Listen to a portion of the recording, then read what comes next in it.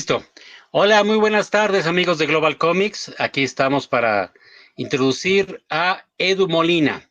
Como siempre, nos encontramos un servidor, José Vázquez, y nuestro muy querido Eric Martel. Y esta vez estamos muy interesados en poder presentar nuestro primer autor extranjero residente en México. Es decir, Edu Molina nació en Buenos Aires, Argentina, en 1969.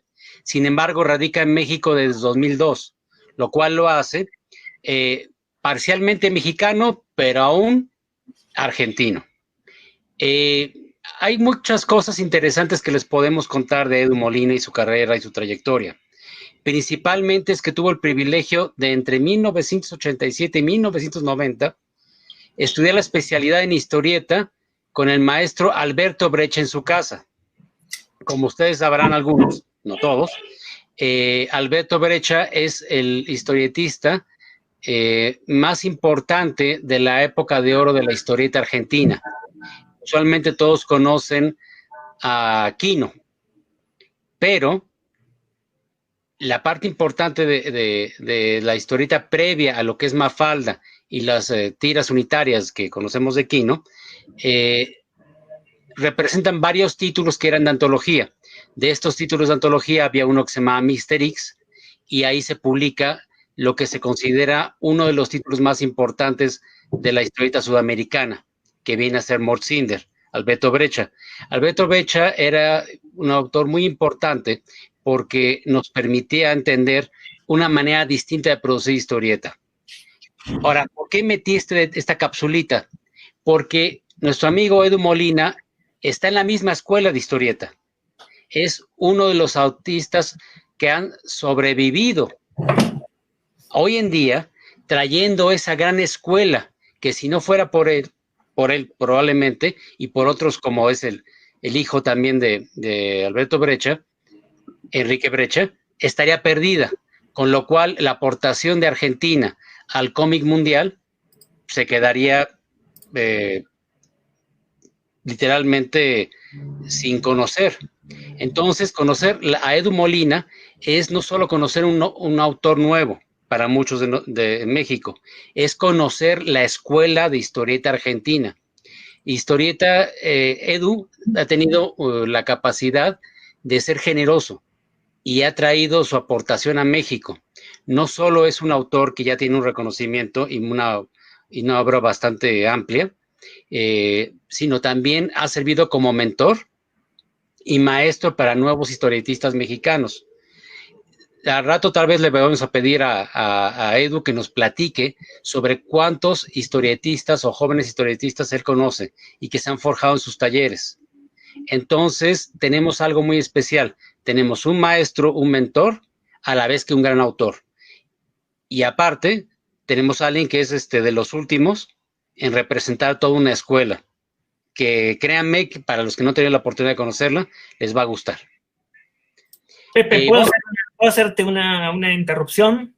Por favor, adelante. No soy uno de los últimos. Yo, de hecho, el tipo de dibujo, la escuela argentina está, bueno, en Argentina, el tipo de historieta que salió de ahí, yo no sé si llamarlo la escuela argentina, pero está muy, muy vigente. De hecho, Alberto Brescia lo están editando más ahora que hace 30 años que cuando se murió, y muchísimo más que hace 50 años que cuando hizo sus grandes historietas. Así que el tipo de historieta que yo abordo, que a mí me gusta, que no digo que sea la única, ¿no? Válida, está más viva que nunca. De hecho, la estética se ha pasado hasta los superhéroes. Frank Miller es de esa escuela también, viene de esa escuela.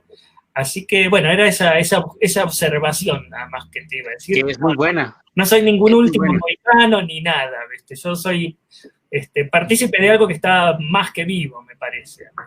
Bueno. Sí, era esa observación. Es como adelantado, porque lamentablemente en México no se conoce ahorita la historieta argentina. Sí, pero la revista El Gallito viene, digamos que mamó mucho de ahí, toda la revista. El Gallito, sí.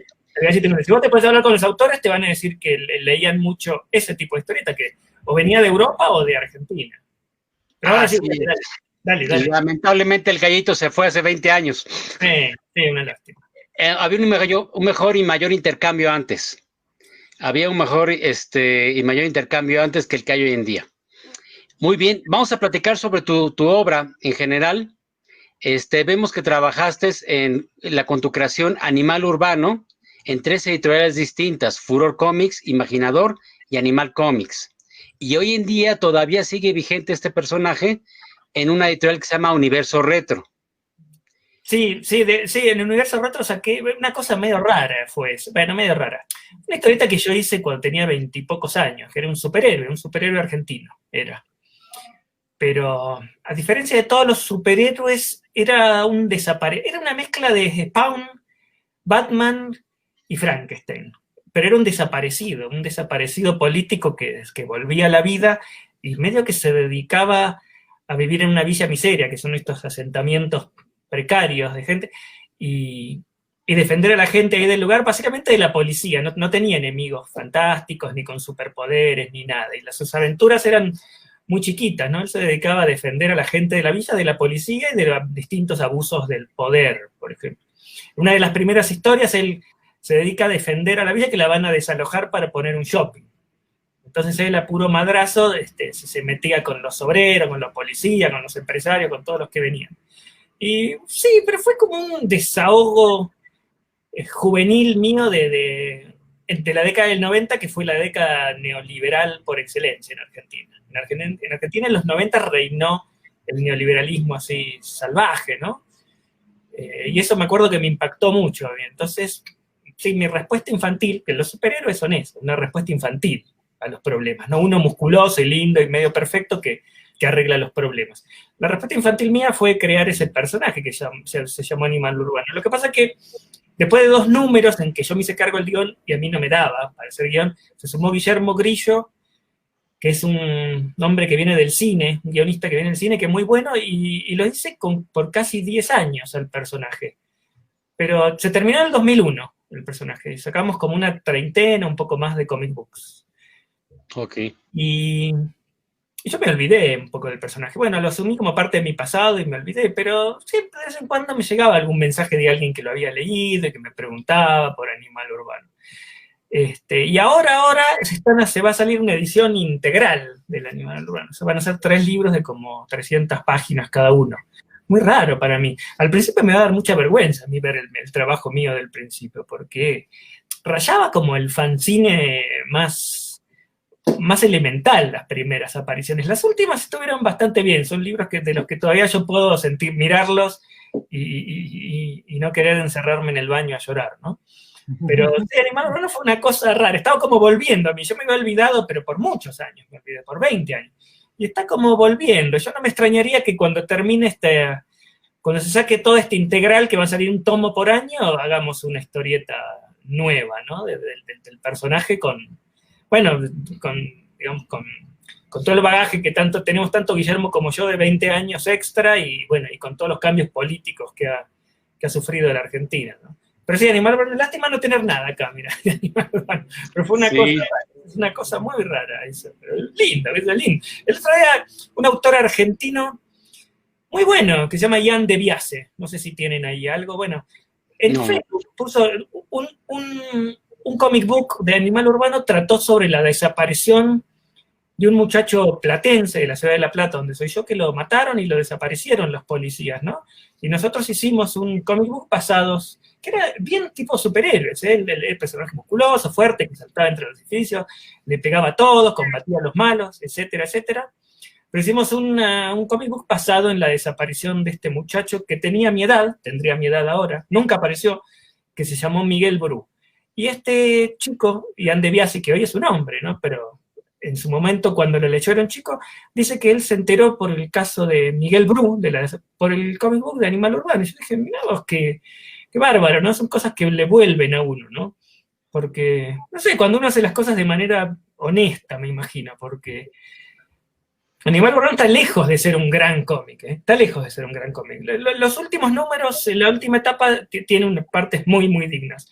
Pero todo el principio está lejos de ser una gran historieta. Pero fue una historieta muy honesta en su momento. Creo que un poco se está valorando eso. Ok. Así que bueno, no sé si... Sí, llegó el momento de que se revaloren muchos autores independientes Sí, es el y el rescate. material de los noventas. Se hace mucho rescate de historieta en Argentina. Rescate significa valorar una historia de acuerdo al tiempo en que vivió, ¿no? Por más que muchas veces hasta pueda quedar desfasada con ciertos cambios de moralidad que sufren las sociedades, ¿no? Pero me parece que el rescate se versa en eso, ¿no? En justamente no olvidar y tener una memoria gráfica y una tradición gráfica, ¿no? Y bueno, parece que entramos en un ladrillito, pusimos con Sí, Guillermo. sí, sí, es interesante. Sí. Bueno, vemos que cuando llegaste a México, rápidamente pusiste a trabajar en varias publicaciones, como Square, Santo y Seña, Generación, una que contamos en la tienda, que es 4x4, Editorial Resistencia, que es una antología. También fuiste parte de lo que es revista El Chamuco, Sí. que hoy en día todavía existe y que es digamos que un bastión de lo que viene a ser caricaturistas de izquierda en México y que ha sobrevivido. No es la primera, pero prácticamente sí es la última de todas las que han existido. Veo que también hice una antología de héroes argentinos, Duendes Patagónicos, que es un libro muy bonito, alguna vez tuve la oportunidad de poder elogiar, El mundo del mountain bike, la revista Tulu, que es interesante. A ustedes los argentinos les fascina Lovecraft. Y es interesante, yo no conozco argentino que no le guste Lovecraft. Debe haber alguno, pero yo no lo he conocido todavía. Sí, Lovecraft es uno que tomó una vitalidad impresionante. Ahora está todo el mundo enloquecido con Lovecraft, ¿no? Sí, así es. Sí, sí. Sí, así es. Pero sí, en Sudamérica hay varios autores. El propio Berecha fue. Bueno, Brecha hizo una adaptación extraordinaria. De hecho, yo adapté a Lovecraft, pero habiéndolo adaptado a Brecha, yo no me animaba a los mitos, a la cuestión de los monstruos. Entonces encaré un cuento que no tiene nada que ver con la cosmogonía, digamos, oficial de Lovecraft, que se llama Herbert West, El Reanimador, que acá está. Esta es la edición de España, una edición muy, muy linda que sacaron. Yo lo saqué en Argentina y en España. Pero sí, Lovecraft como que ha suscitado un amor tremendo, ¿no? Qué bueno, qué Sí, bueno. sí, sí, sí, sí. Más vigente ahora que en su momento. Sí, obviamente. Hay otro mundo, de los artistas de cómics, ¿no? De los ilustradores para tomarlo como guionista y hacer y sacar como libros, inspirarse, ¿no? O sea, Lovecraft ya es como muchos otros que siempre son como referencia para pues, igual hacer una historia de terror tratando de llegar al nivel de varios que están, ya estamos haciendo una compilación en la tienda también, de hecho, de ilustración y cómics de Lovecraft, ya estás por dentro, ya tenemos como 4 o 5 diferentes títulos. No me digas. Ah, mira, sí. Sí. Sí. No me recuerdo los títulos, a ver si los puedo tener así a la mano con el inventario de la página web, pero puede ser. Tenemos algo de Diablo Ediciones de España. ¿Ah, sí? Y creo que tú colaboraste en algo de ellos también, ¿no? El libro que te acabo de mostrar es de Diablo Ediciones, ese libro. Okay. Sacan libros muy lindos, los de Diablo, muy lindos. Sí, muy bien. De Lovecraft tenemos la ontología gráfica, tenemos un hombre en 15 historias de Lovecraft, Lock and Key ya no tenemos, uno que se llama H.P. Lovecraft desde el más allá y otras historias, que es una compilación de varias historias, y creo que todavía no me salió todos, pero sí son bastante interesantes. Hay muchos artistas como inspirados en Lovecraft. Esta, pues sino que ya empezaron, también es como un trampolín para empezar a hacer historia de terror, ¿no? Entonces hacen con Lovecraft unas primeras 2 historias o varias, Y luego ya dejan, pero ya están inspirados, entonces ya hacen su propio camino. Sí, o sea que Lovecraft es un autor, a pesar de lo popular que es todo, es un autor muy complicado de adaptar, ¿eh? No el cuento este que yo adapté. Este cuento fue una adaptación medianamente simple porque cuenta hechos todo el tiempo muy concretos y claros.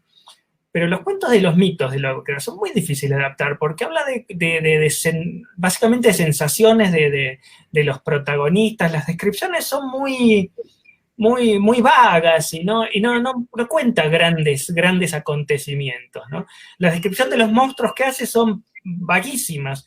Es raro, yo justamente reflexionaba el otro día que a Lovecraft, sí, a los monstruos de Lovecraft siempre se los identifica con tentáculos de pulpo. Yo no sé en qué cuento, en un solo cuento que yo sepa describe un monstruo, que no me acuerdo cuál es el cuento, pero lo describe perfectamente y digamos bien pormenorizadamente, que era un monstruo gigantesco y que tenía una cabecita humana arriba. Pero después no los describe casi nunca los monstruos, describe las sensaciones que sentían los personajes cuando los veían. Entonces sí, es muy difícil de adaptar. Pasa lo mismo que pasa con Frankenstein, ¿no? Que se relaciona a la criatura, al monstruo, como un tipo torpe, con tornillos acá y acá. Y en el libro no tiene nada que ver a eso, ¿no? Pero por eso, el verdadero monstruo es el Doctor Frankenstein. Sí, pero es muy distinto, muy distinto. El que hizo la adaptación perfecta de Frankenstein fue el gringo, Bernie Wrightson. Pero lo dibujó tal sí, cual escriben en el libro, como un superhombre. Frankenstein era un superhombre, tanto física como mentalmente. Era súper inteligente. La criatura había aprendido a hablar y a escribir y a expresarse mirando a una familia por una rendija en un tiempo cortísimo de su existencia. O sea que era un superhombre en su totalidad y físicamente también podía aguantar sin comer, aguantar condiciones que ningún otro ser humano podría aguantar, ¿no? Sí, pero el problema de Frankenstein es la aceptación de los demás, porque toda esta inteligencia, este superhombre, si está rechazado por ser feo y de apariencia monstruosa, ¿no? Claro, sí, claro. Es muy de la época eso, ¿no? Yo creo que una adaptación de Frankenstein hoy sería muy difícil de hacer, hablando de adaptaciones, porque los tiempos cambiaron mucho. Yo creo que por simplemente ser feo, hoy por hoy no se discriminaría de manera masiva a una persona, ¿no? Hoy no se podría situar a Frankenstein en esta época con esa problemática. Por ejemplo, si aparece la criatura, la gente no la rechazaría porque es horrible, porque, bueno, estamos viviendo en una época ¿Quién sabe? Y de un montón de cosas, ¿no? Estamos todos esperando que bueno, ser un cadáver viviente de...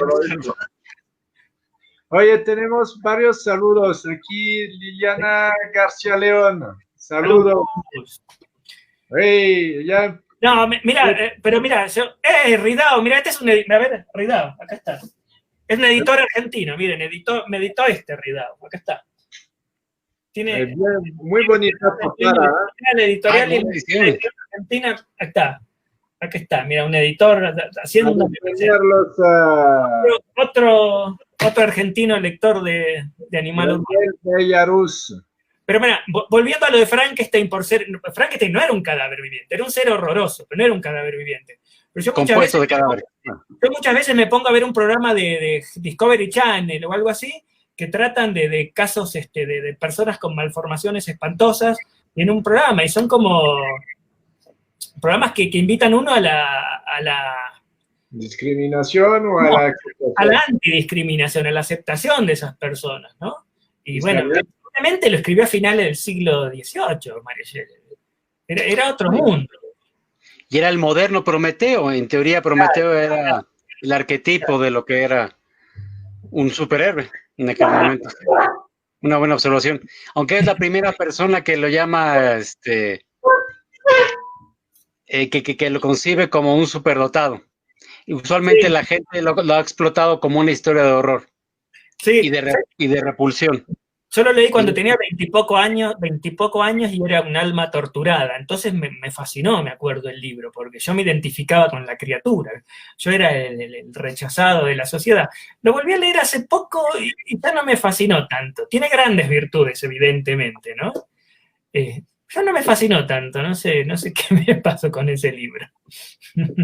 Lo que sí me cae muy mal, la familia de Víctor Frankenstein. En el libro hace una exaltación de la perfección de la familia de Víctor Frankenstein, que eran todos perfectos, su padre, sus hermanos, su hermanito, eran el amor total.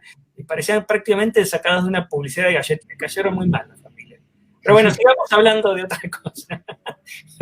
Nos fuimos un poco lejos. Está bien, no está importa. bien. A ver, seguimos con tus publicaciones y otras. Dale. Sí. Tienes Ha una llegado el momento. biblioteca bien variada y una participación con múltiples otros artistas. Sí, trabajé en muchas revistas. Me gustaría que platicáramos, por ejemplo, hay unos libros que existen por ahí que mucha gente tal vez ya los tiene en su casa y no saben que son tuyos. Por ejemplo, están adaptaciones de clásicos de la literatura como La Ilíada, Don Quijote de la Mancha, que son de Clio Ediciones, e incluido por la SEB en su catálogo de los libros de Rincón. Sí. Está también lo que dijiste, las adaptaciones de Edgar Allan Poe, que es el otro gran clásico de la literatura de horror norteamericana, que manejaste con las ediciones de La Flor y en Argentina, y Lo Mejor de Poe en 2014, que ya fue en México, asumo yo. No. Tenemos clínicas, ¿no? Este es el de Argentina, fue el único lugar que salió en Argentina. Ah, ok. Nos han preguntado por él varias veces. El fondo lo tenía, el Fondo de Cultura lo tenía ese libro, pero creo que ya los vendieron todos. Sí, tuvimos en la tienda algunos, pero ya cuando yo llegué ya no estaban. Ese libro es muy lindo el libro, es muy lindo el libro. Y bueno, Poe, otro autor que también genera como unas pasiones desbordantes. Siempre que lo tengo, cada vez que voy a Argentina me traigo alguna caja de ese libro. Y cuando voy a convenciones se me acaba en el primer día. Ese libro sí genera muchos amores. Y sí, me han tratado muy bien por ese libro, quedó muy lindo. Qué bueno. Muy bien, ¿tienes una adaptación de Crimen y Castigo?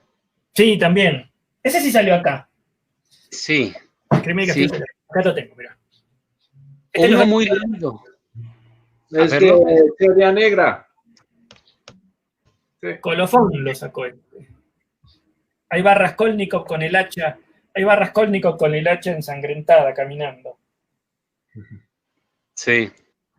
Muy bonita portada, un muy buen libro. Otro libro que sometido a la moralidad de los tiempos no pasaría la prueba, ¿no? Imagínate, ese libro trata de un muchacho que mata a hachazos a dos viejas. Una parecía que se lo merecía porque era una despreciable usurera, pero la otra era la hermana, que era una persona totalmente buena, pero lo descubre, y él los mata a los dos. Después se arrepiente y como que lo perdonan, digamos. Hoy por hoy no pasaría el filtro de esta moralidad. Pero claro, hay algo de lo que se habla poco, que es lo elemental de los libros clásicos. Y es que los tipos que escribían los clásicos sabían escribir muy bien, sabían combinar las palabras con una maestría tremenda. Y creo que el clásico se convierte en clásico por eso, no por el tema que trate ni por ninguna otra cualidad. Porque eran tipos que sabían escribir. Y Dostoyevsky sabía, claro que sabía escribir. Así que bueno, sigamos. Sí, definitivamente. ¿Tienes un favorito mío? Un saludo de nuevo de Pavel Ortega, que dice que tu trabajo puede ayudar. ¿Este Pavel, tienen algo de Pavel? Sí, en la tienda tenemos. Sí, qué buena historieta, para el que dice que gran acá trabajo, no hay nada, Qué buena historieta es Danca, qué buena historieta. Está saludándote Gilitli Juárez. Gilito, un amigo ciclista, ahí bueno en su foto. Chirino. Sí, uno de mis afamados alumnos, acá está Omar. Omar, a quien en mi dislexia yo siempre le decía Mario, que se llama Omar. Bueno, ahí está, saludos a todos, gracias muchachos. ¿En qué sigamos? A ver, Pepe, ¿en qué estábamos? Sí, tenemos el mexicano de Jack London. Sí. Jack London, que es un autor difícil para muchos, y está la adaptación del mexicano de Jack London. Que es una muy buena edición, por cierto, la que tiene ahí. Sí, ¿cómo estuvo la...? Ojalá viene pronto. No, hace 10 años, más o menos. Este libro no es una adaptación, es básicamente un libro ilustrado, porque el cuento está transcrito tal cual. Lo que pasa es que está engañosamente disfrazado de cómic, de historieta. Pero está muy bien. Sí, es un libro disfrazado, una adaptación engañosa de historieta, porque yo no adapté nada acá. Solo acompañé el texto con muchos dibujos y cuando hablan, como acá, lo dicen de manera de cómic. Pero el cuento es tal cual lo escribió Jack London. Este es un cuento fabuloso que todavía me sorprende de pensar que no es un cuento tan popular aquí en México. Cosa que me cuenta cuando lo hice. Este es muy lindo libro, muy lindo libro. Sí, porque aparte trata sobre la temática del boxeo, que es un deporte muy arraigado en México, que ha cedido a la imagen con la lucha libre. La lucha, todo el mundo piensa en México como lucha libre, pero México ha sido cuna de grandes boxeadores. Boxeador. Y el boxeo en México era cosa importante en el siglo XX. Y sigue siéndolo. Sí, en el siglo XX era cosa importante.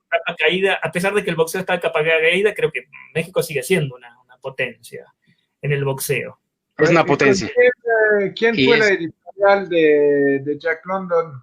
Ese lo sacó Nostra Ediciones. Ese es el primer libro que yo edité acá en el 2011, que me cayó de rebote. Yo en esa época trabajaba en publicidad y no hacía prácticamente nada de historieta ni de dibujo. Yo en los primeros 10 años que viví acá no hice prácticamente nada de historieta ni de trabajo autoral. Yo volví a dibujar hace relativamente poco, diría que en el 2013 me volví a poner a dibujar, 2013, 14. Este libro fue una rareza que salió en el 2012. Pero sí, está muy lindo el libro, la verdad está muy lindo. Lo que pasa es que cuando yo lo hice, yo lo daba por sentado que por el tema y hasta por el título y por el autor, iba a ser un libro que anduviera muy bien acá en México. Pero cuando me empezaron a hacer notas para hablar del libro, todos me comentaban que era un cuento no muy conocido acá en México, lo que me sorprendía a mí tremendamente. Se llama El Mexicano y trata sobre la revolución.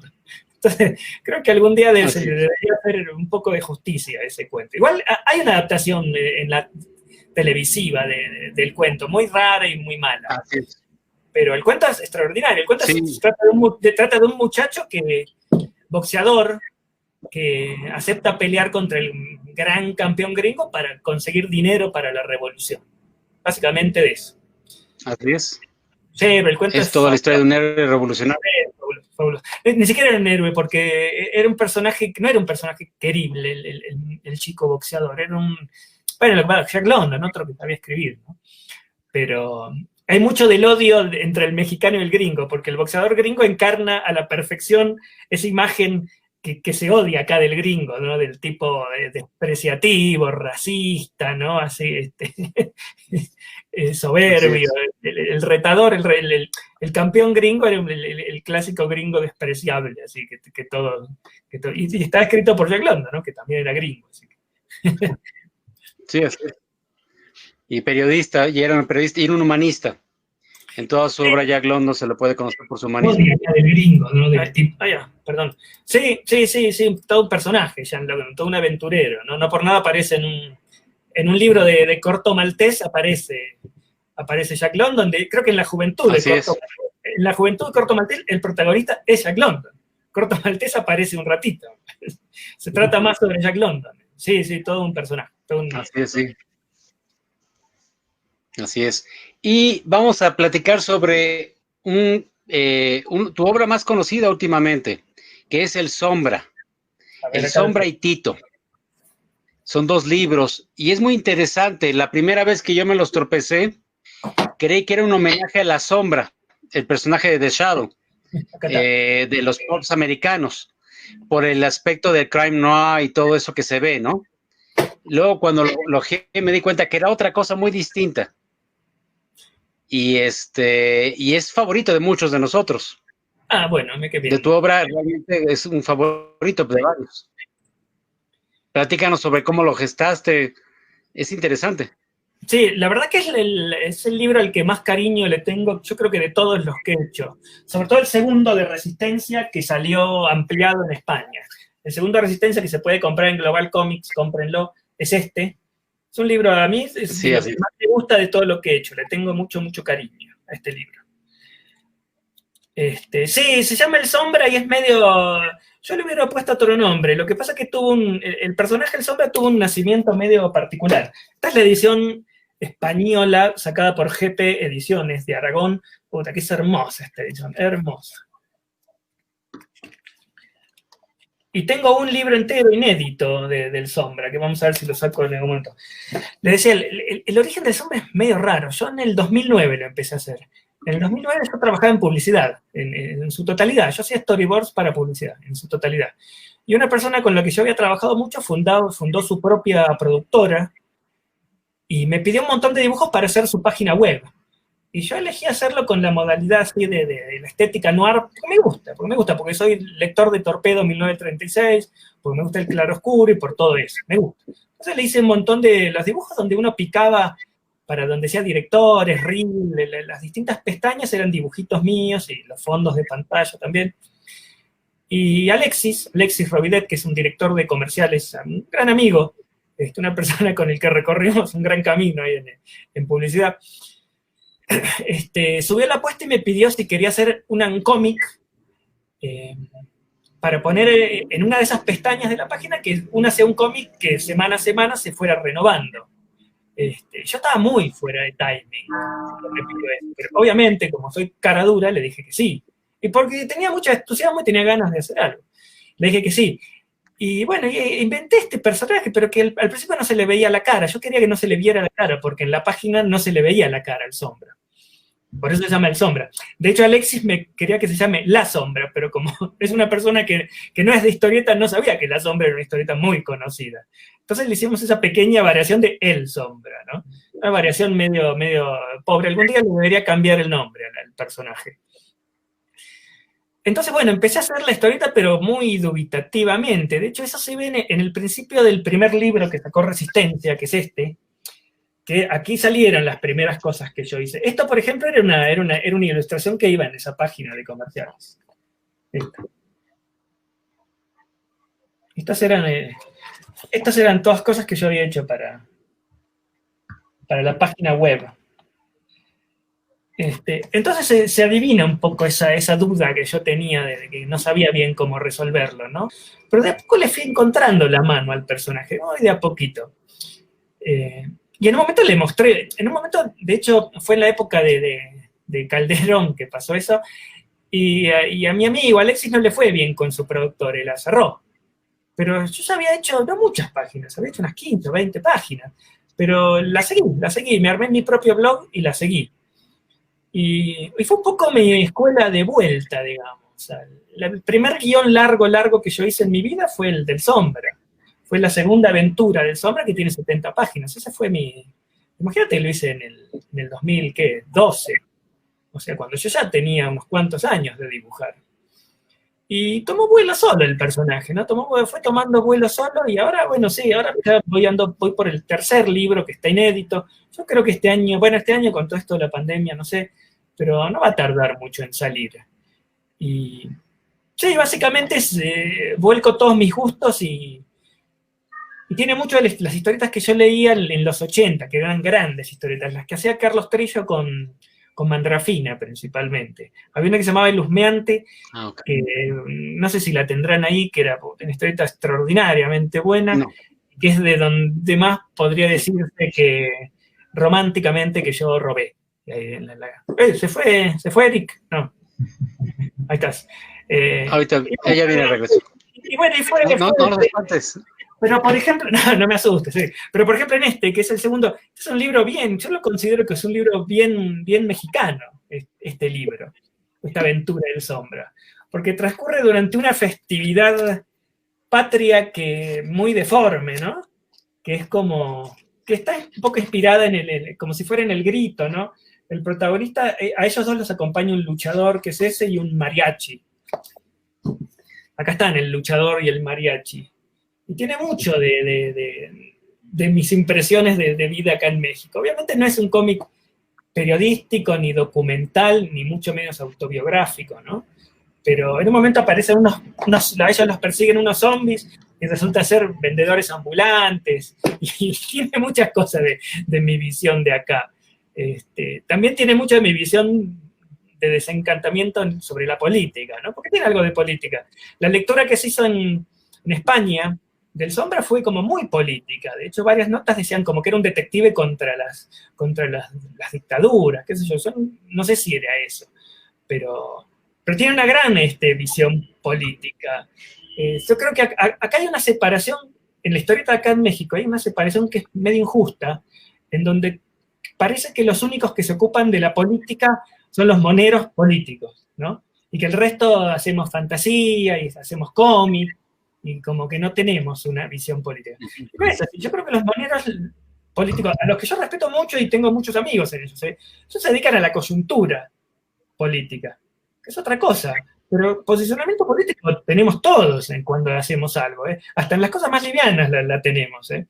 Entonces, ¿sabes? Pues justamente ayer escuchaba un reportaje un monero y como que hablaba, sí, la política. La política la tenemos todos, ¿eh? Me parece a mí.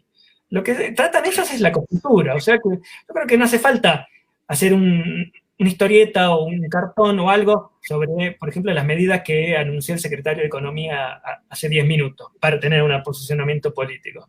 El Sombra tiene creo yo, o quiero creer yo, o así lo hice yo, así lo intenté hacer yo, tiene un posicionamiento, mi posicionamiento político frente a un montón de temas actuales, de la realidad. Así que, bueno, sí, es como mi hijo predilecto. Vamos a ver qué pasa con él. ¿Qué vas a hacer? Esperemos que una nueva aventura de la Sombra. Tengo un libro entero hecho, hecho inédito, de 150 páginas. Pues manda, queremos.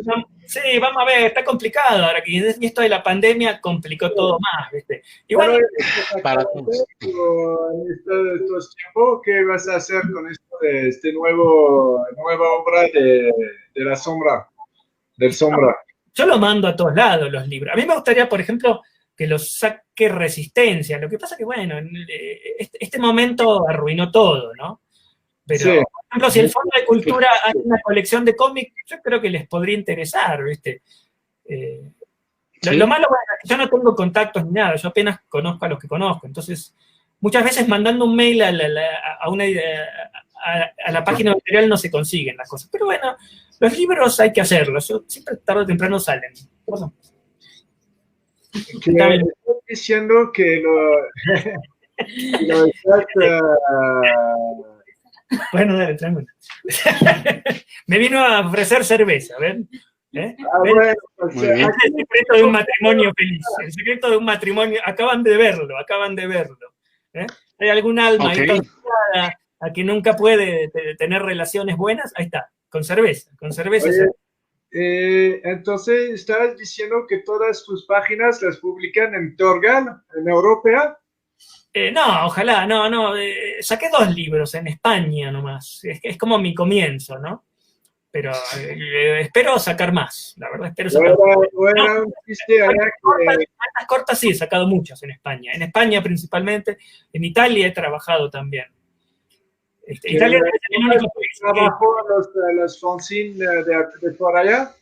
¿Cómo? Perdón. Que mandas tus trabajos a los fanzines para que lo presentan en unas páginas inéditas como a la época de Metal Hurlant o otros, porque si hay un fanzine, me parece así de Torgal, donde hay un fanzine o revista donde se encuentran muchos como artistas presentando sus trabajos, hasta poniendo en varias la historia completa o no sé. Sí, pues la verdad que el mercado francés no lo conozco mucho. Primero y principal no tengo nada traducido. Pero, sé que el mercado... Eric es traductor, ¿eh? Eric es traductor. Sé que es complicado el mercado francés, ¿no? Complicado por el tipo de producción que te exigen, ¿no? Cuadros con muchos cuadros, páginas con muchos cuadros, con bastante diálogo. Y no sé si tengo algo así. A mí me gustaría meterme más que nada en Estados Unidos. Como está muy variado, hay de todo, ¿eh? Sí. No pienso que está así algo tan cerrado. Justamente más bien es un mercado que se quiere muy artístico, así que se tiene que apreciar todo tipos de obras del momento que es bueno, ¿no? O sea, no puedes Sí, sí. veniendo que tu trabajo no puede parecer en una revista de cómics, si además está muy bueno, ¿no? Publicado en 2, 3 países. Sí. Cuesta un poco cuando uno no tiene algún contacto fijo, no fijo, Sí. algún contacto que a uno lo introduzca en alguna editorial o algo así. Yo la verdad que todos los libros que he sacado me he metido a la página de la editorial, que siempre está para comunicarte con la editorial. Suele ser un mail que se llama info. Yo he escrito ahí, mando algo, y las veces que todos los libros que saqué con editoriales muy importantes, me han contestado, pero muchas no. Igual, por ejemplo, en España tienen un gran respeto al autor, en la experiencia que tengo yo, porque por más que parezca un chiste, que digo que me contestan que no, hay como un gran respeto. Por ejemplo, Astiberri, que debe ser la editorial más grande, ¿no? De España, prácticamente. Astiberri, ustedes, Morsi es Astiberri. Norma viene a Astiberri. Bueno, Astiberri, en cuestiones de cómic de actor, Astiberri. Y Astiberri te contestan y te hacen comentarios como que para que vos entiendas que ellos lo leyeron el libro. A mí me ha pasado que editoriales de acá en México, que no voy a mencionar, mandas un mail y no te contestan, que es un gran signo de desprecio. Entonces, cuando vamos a criticar, ay, ¿por qué estamos tan mal acá? Veamos todo el panorama, ¿no? Los lugares donde la historieta florece es donde se respeta mucho al autor. En Argentina también, yo le escribo a todas las editoriales y la gran mayoría te dicen que no, bueno, porque tiene una agenda llena, porque no entra dentro de su cronograma, porque les parece espantoso. O sea, pero te contestan. Sí, acá te han mandado no, ignorancia que es un gesto de desprecio que no deberían tener. Aparte a nadie le cuesta nada decir, ¿sabes qué? No, gracias, chao. Pero no, ni eso. Entonces, bueno, en Argentina y en España, que es donde me ha sacado, hay un gran respeto por el autor. Y yo creo que eso tiene que ver con el florecimiento de buenos productos que vienen de ahí, ¿no? Y en España, en Francia, ¿sabes qué? He estado mandando. Lo he mandado en español. Digo, bueno, tengo este trabajo, el de Lovecraft. Y sí, muchas me han contestado, que no, bueno, que no. Pero, bueno, yo mis trabajos los consigo así, de esta manera. No tengo representante, ni soy amigo ni me voy a la cantina a chupar con ningún editor, ni soy amigo eventualmente me gusta hacerme amigo de mis editores, ¿no? Pero suelo conocerlos después que me sacan los libros. Primero la obra y luego simpatizamos. Soy un romántico, supongo, pero es como me gusta que se hagan las cosas, que la obra esté primero, no el autor, ¿no? La obra, lo que tiene que importar es la obra. Salud. Salud, caballero.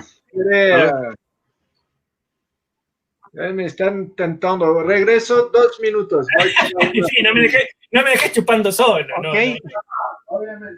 No, claro. Oye, me quedo contigo ahorita, no te preocupes. Está bien, oye, está bien. Veo que tienes muy buen conocimiento, por razones obvias, de la historieta argentina como industria. Y por ejemplo, aquí en México casi nadie conoce a Robin Wood.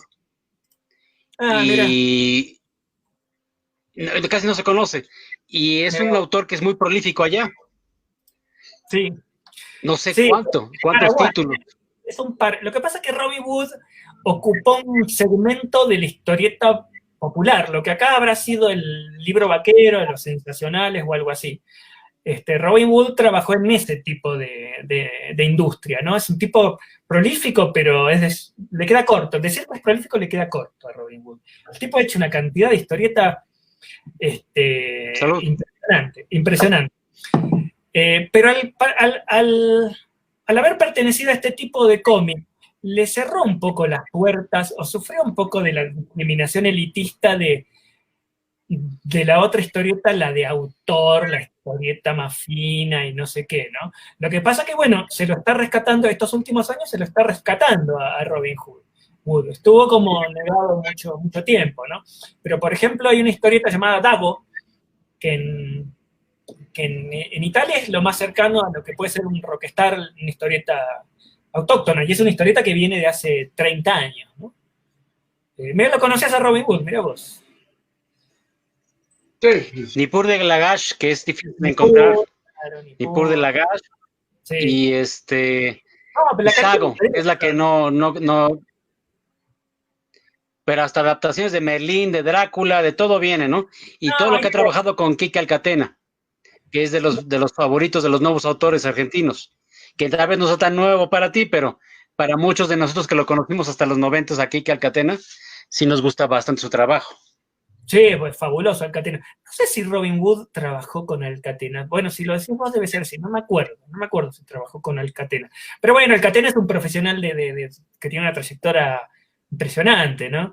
Entonces es muy posible que sí haya trabajado. Pero nada, la cantidad de historietas que hizo Robin Hood no se puede creer, te hace una biblioteca, puede hacer una librería vendiendo cosas que él solo ha hecho. claro que nunca he oído de hablar de este artista. Pues habría que relacionar más, encontrar que nos das unos tips para relacionarnos con editorial de allá para que nos mandan el material y hagamos conocer más los argentinos, los ilustradores argentinos en México, pues. Yo de lo que, pues, que Alcatena y otros, pues, son unos maravillas, ¿no? Pues si hay más, pues mejor. Eduardo Rizzo. Sí. Eduardo Rizzo, que sí, que son excelentes. ¿Tienes algún favorito? Sí, perdón. ¿Hay algún favorito que quieras promover, que tú nos digas, oye, este es un autor que la gente debe tratar de localizar? A ver, sí, hay unos, bueno, jóvenes, son más jóvenes que yo, porque tal vez no quiero decir que son jóvenes, pero digamos que son de una camada posterior hay varios, hay muchos, qué sé yo, a ver. Yo vi, ahí en Global, cuando fui a la apertura de Global, tenían libros de Hotel de Ideas, de Litoral Hotel de Ideas, de allá de Argentina, me acuerdo. Sí. Pero bueno, menciono tres, lo que pasa es que, bueno, van a ser nombres tirados al aire, si no podemos ver su trabajo y nada, pero hay uno que me parece extraordinario, Claro. un autor argentino que debe andar por los 40, que se llama Juan Sáenz Valiente, que es un fuera de serie, el muchacho, un fuera de serie. Con una cantidad de estilos impresionantes y de temas que trata. Es un autor que yo envidio mucho porque si a uno le muestran dos libros y uno no ve la portada, uno puede pensar que son dos autores distintos y es él solo. Ese es uno de los objetivos que yo a veces tengo, ¿no? Dibujar como no dibujo yo. Me encantaría dibujar de otra manera. Okay. Pero el estilo es son como unas cadenas que me tiran. Entonces, bueno, ese, Juan Sáenz Valiente. Después está Salvador Sanz, otro muchacho también medianamente joven, debe andar también por los 40. También un nivel de dibujo, un manejo, son esos artistas completos en todos los frentes, ¿no? Dibujo, narración, las historias que manejan, la variación de una novela gráfica a otra. Y después está Lucas Varela, que Lucas Varela vive en Francia, así que publica muchos libros así. También un dibujante extraordinario. Yo leí un libro que se llamaba El día más largo del futuro, algo así, un libro de 130 páginas mudo, todo mudo, y que contaba una historia compleja y se entendía a la perfección la historia. Una maravilla, el libro, una maravilla. Y bueno, me voy a olvidar a muchos, me imagino que me voy a olvidar a muchos ahora, ¿no? Pero estos que te estoy nombrando pueden ser como de la nueva camada. Después está Ignacio Minaberri. O sea, hay muchos, hay muchos. Ahora cuando ¿Y tú? me voy a dar cuenta que me olvidé de varios, pero sí, hay muchos, sí, muy variados también, y hay muchas chicas trabajando, muchas. Pero bueno, eso de las chicas trabajando se está viendo mucho acá en México, ¿eh? Lo que pasa es que como no hay un mundo editorial acá prácticamente es la autoedición, y no todos pueden hacer la autoedición, porque después de la autoedición está la autovendición, venderlo, que es lo más complicado. Pero yo he sido tutor del FONCA y he sido jurado del FONCA en la beca de jóvenes creadores y he tenido ese privilegio que me ha dado la posibilidad de ver muchos proyectos y muchas chicas y haciendo también trabajo muy variado, muy actual y muy distinto a todo lo de antes. Lo que pasa que, bueno, necesitamos gente que... Yo creo que necesitamos gente que que las edite, ¿no? Claro. Pues sí, es el problema actualmente en México. Todos, no muchos pueden autoeditarse, pues es un labor muy complejo y luego pues ves Sí. que de cualquier modo, ¿por qué necesitan los editoriales? Porque se tienen que distribuir. Y allá pues ahí vemos que hay varios que tienen como personas aquí con los cuales estamos en comunicación y que nos traen obras desde de los de ficción, de los de Valls, de Cristóbal el Brujo, también de Santariaga, o sea, al final todos se están como cubriendo, porque bueno, pues ellos sí, como que autoeditarse sí es una posibilidad. Luego, lo que falta y que es otro, que no es posible estar en todo, pues es llevarlo el material a las librerías, ¿no? Porque pues tienes que estar siguiéndoles, tienes que, o sea, es un rompecabezas en el cual muchos artistas pierden más rápida paciencia y pies y finalmente prefieren hacer de otra, cambiar de modo o dejar el cómics, lo que está triste, porque pues obviamente por eso hay editorial, porque bueno, pues si una cosa se puede hacer, además a mí me parece muy interesante que el artista se ha interesado realmente en la edición, de cómo se edita, cómo se fabrica. La mayoría de los artistas empiezan para hacer fanzine, ¿no? Porque pues es lo más básico, ¿no? Tienes una impresora, tienes una engrapadora y pues ya sacas tu primer libro. Luego puedes hacer aquí, pues poco a poco te puedes aprender que hay múltiples técnicas de impresión pues eh, y pues te puede favorizar, ¿no? Y pues es estar también más al pendiente de su obra, porque pues una obra que está mal editada es un desastre, ¿no? Y pues puede venir tanto de ti que del editorial, pero si viene de ti que tú no te diste cuenta que había que tener, que bien escoger como dónde vas a imprimirlo y estar bien de acuerdo y las cantidades. Actualmente, si no vender 1000 libros no es tan evidente, parece un número así sencillo, no tan, pero te puedes dar cuenta que hasta 100, si no te mueves, si no estás al tiro entre ferias y otros, 100 libros no se venden del día al otro tampoco. Sí, mira, a mí me parece bien la autoedición y la autogestión, me parece bien. Lo único que a veces creo que se presenta como una especie de trampa también en eso, ¿no? Que si uno se ocupa mucho de editarlo, de venderlo, uno se empieza a convertir en una especie de empresario de uno mismo y algo así. Finalmente pareciera que la discusión sobre la historieta se convierte en algo sobre, así, mercantil, de cómo venderlo. Por eso yo muchas veces escucho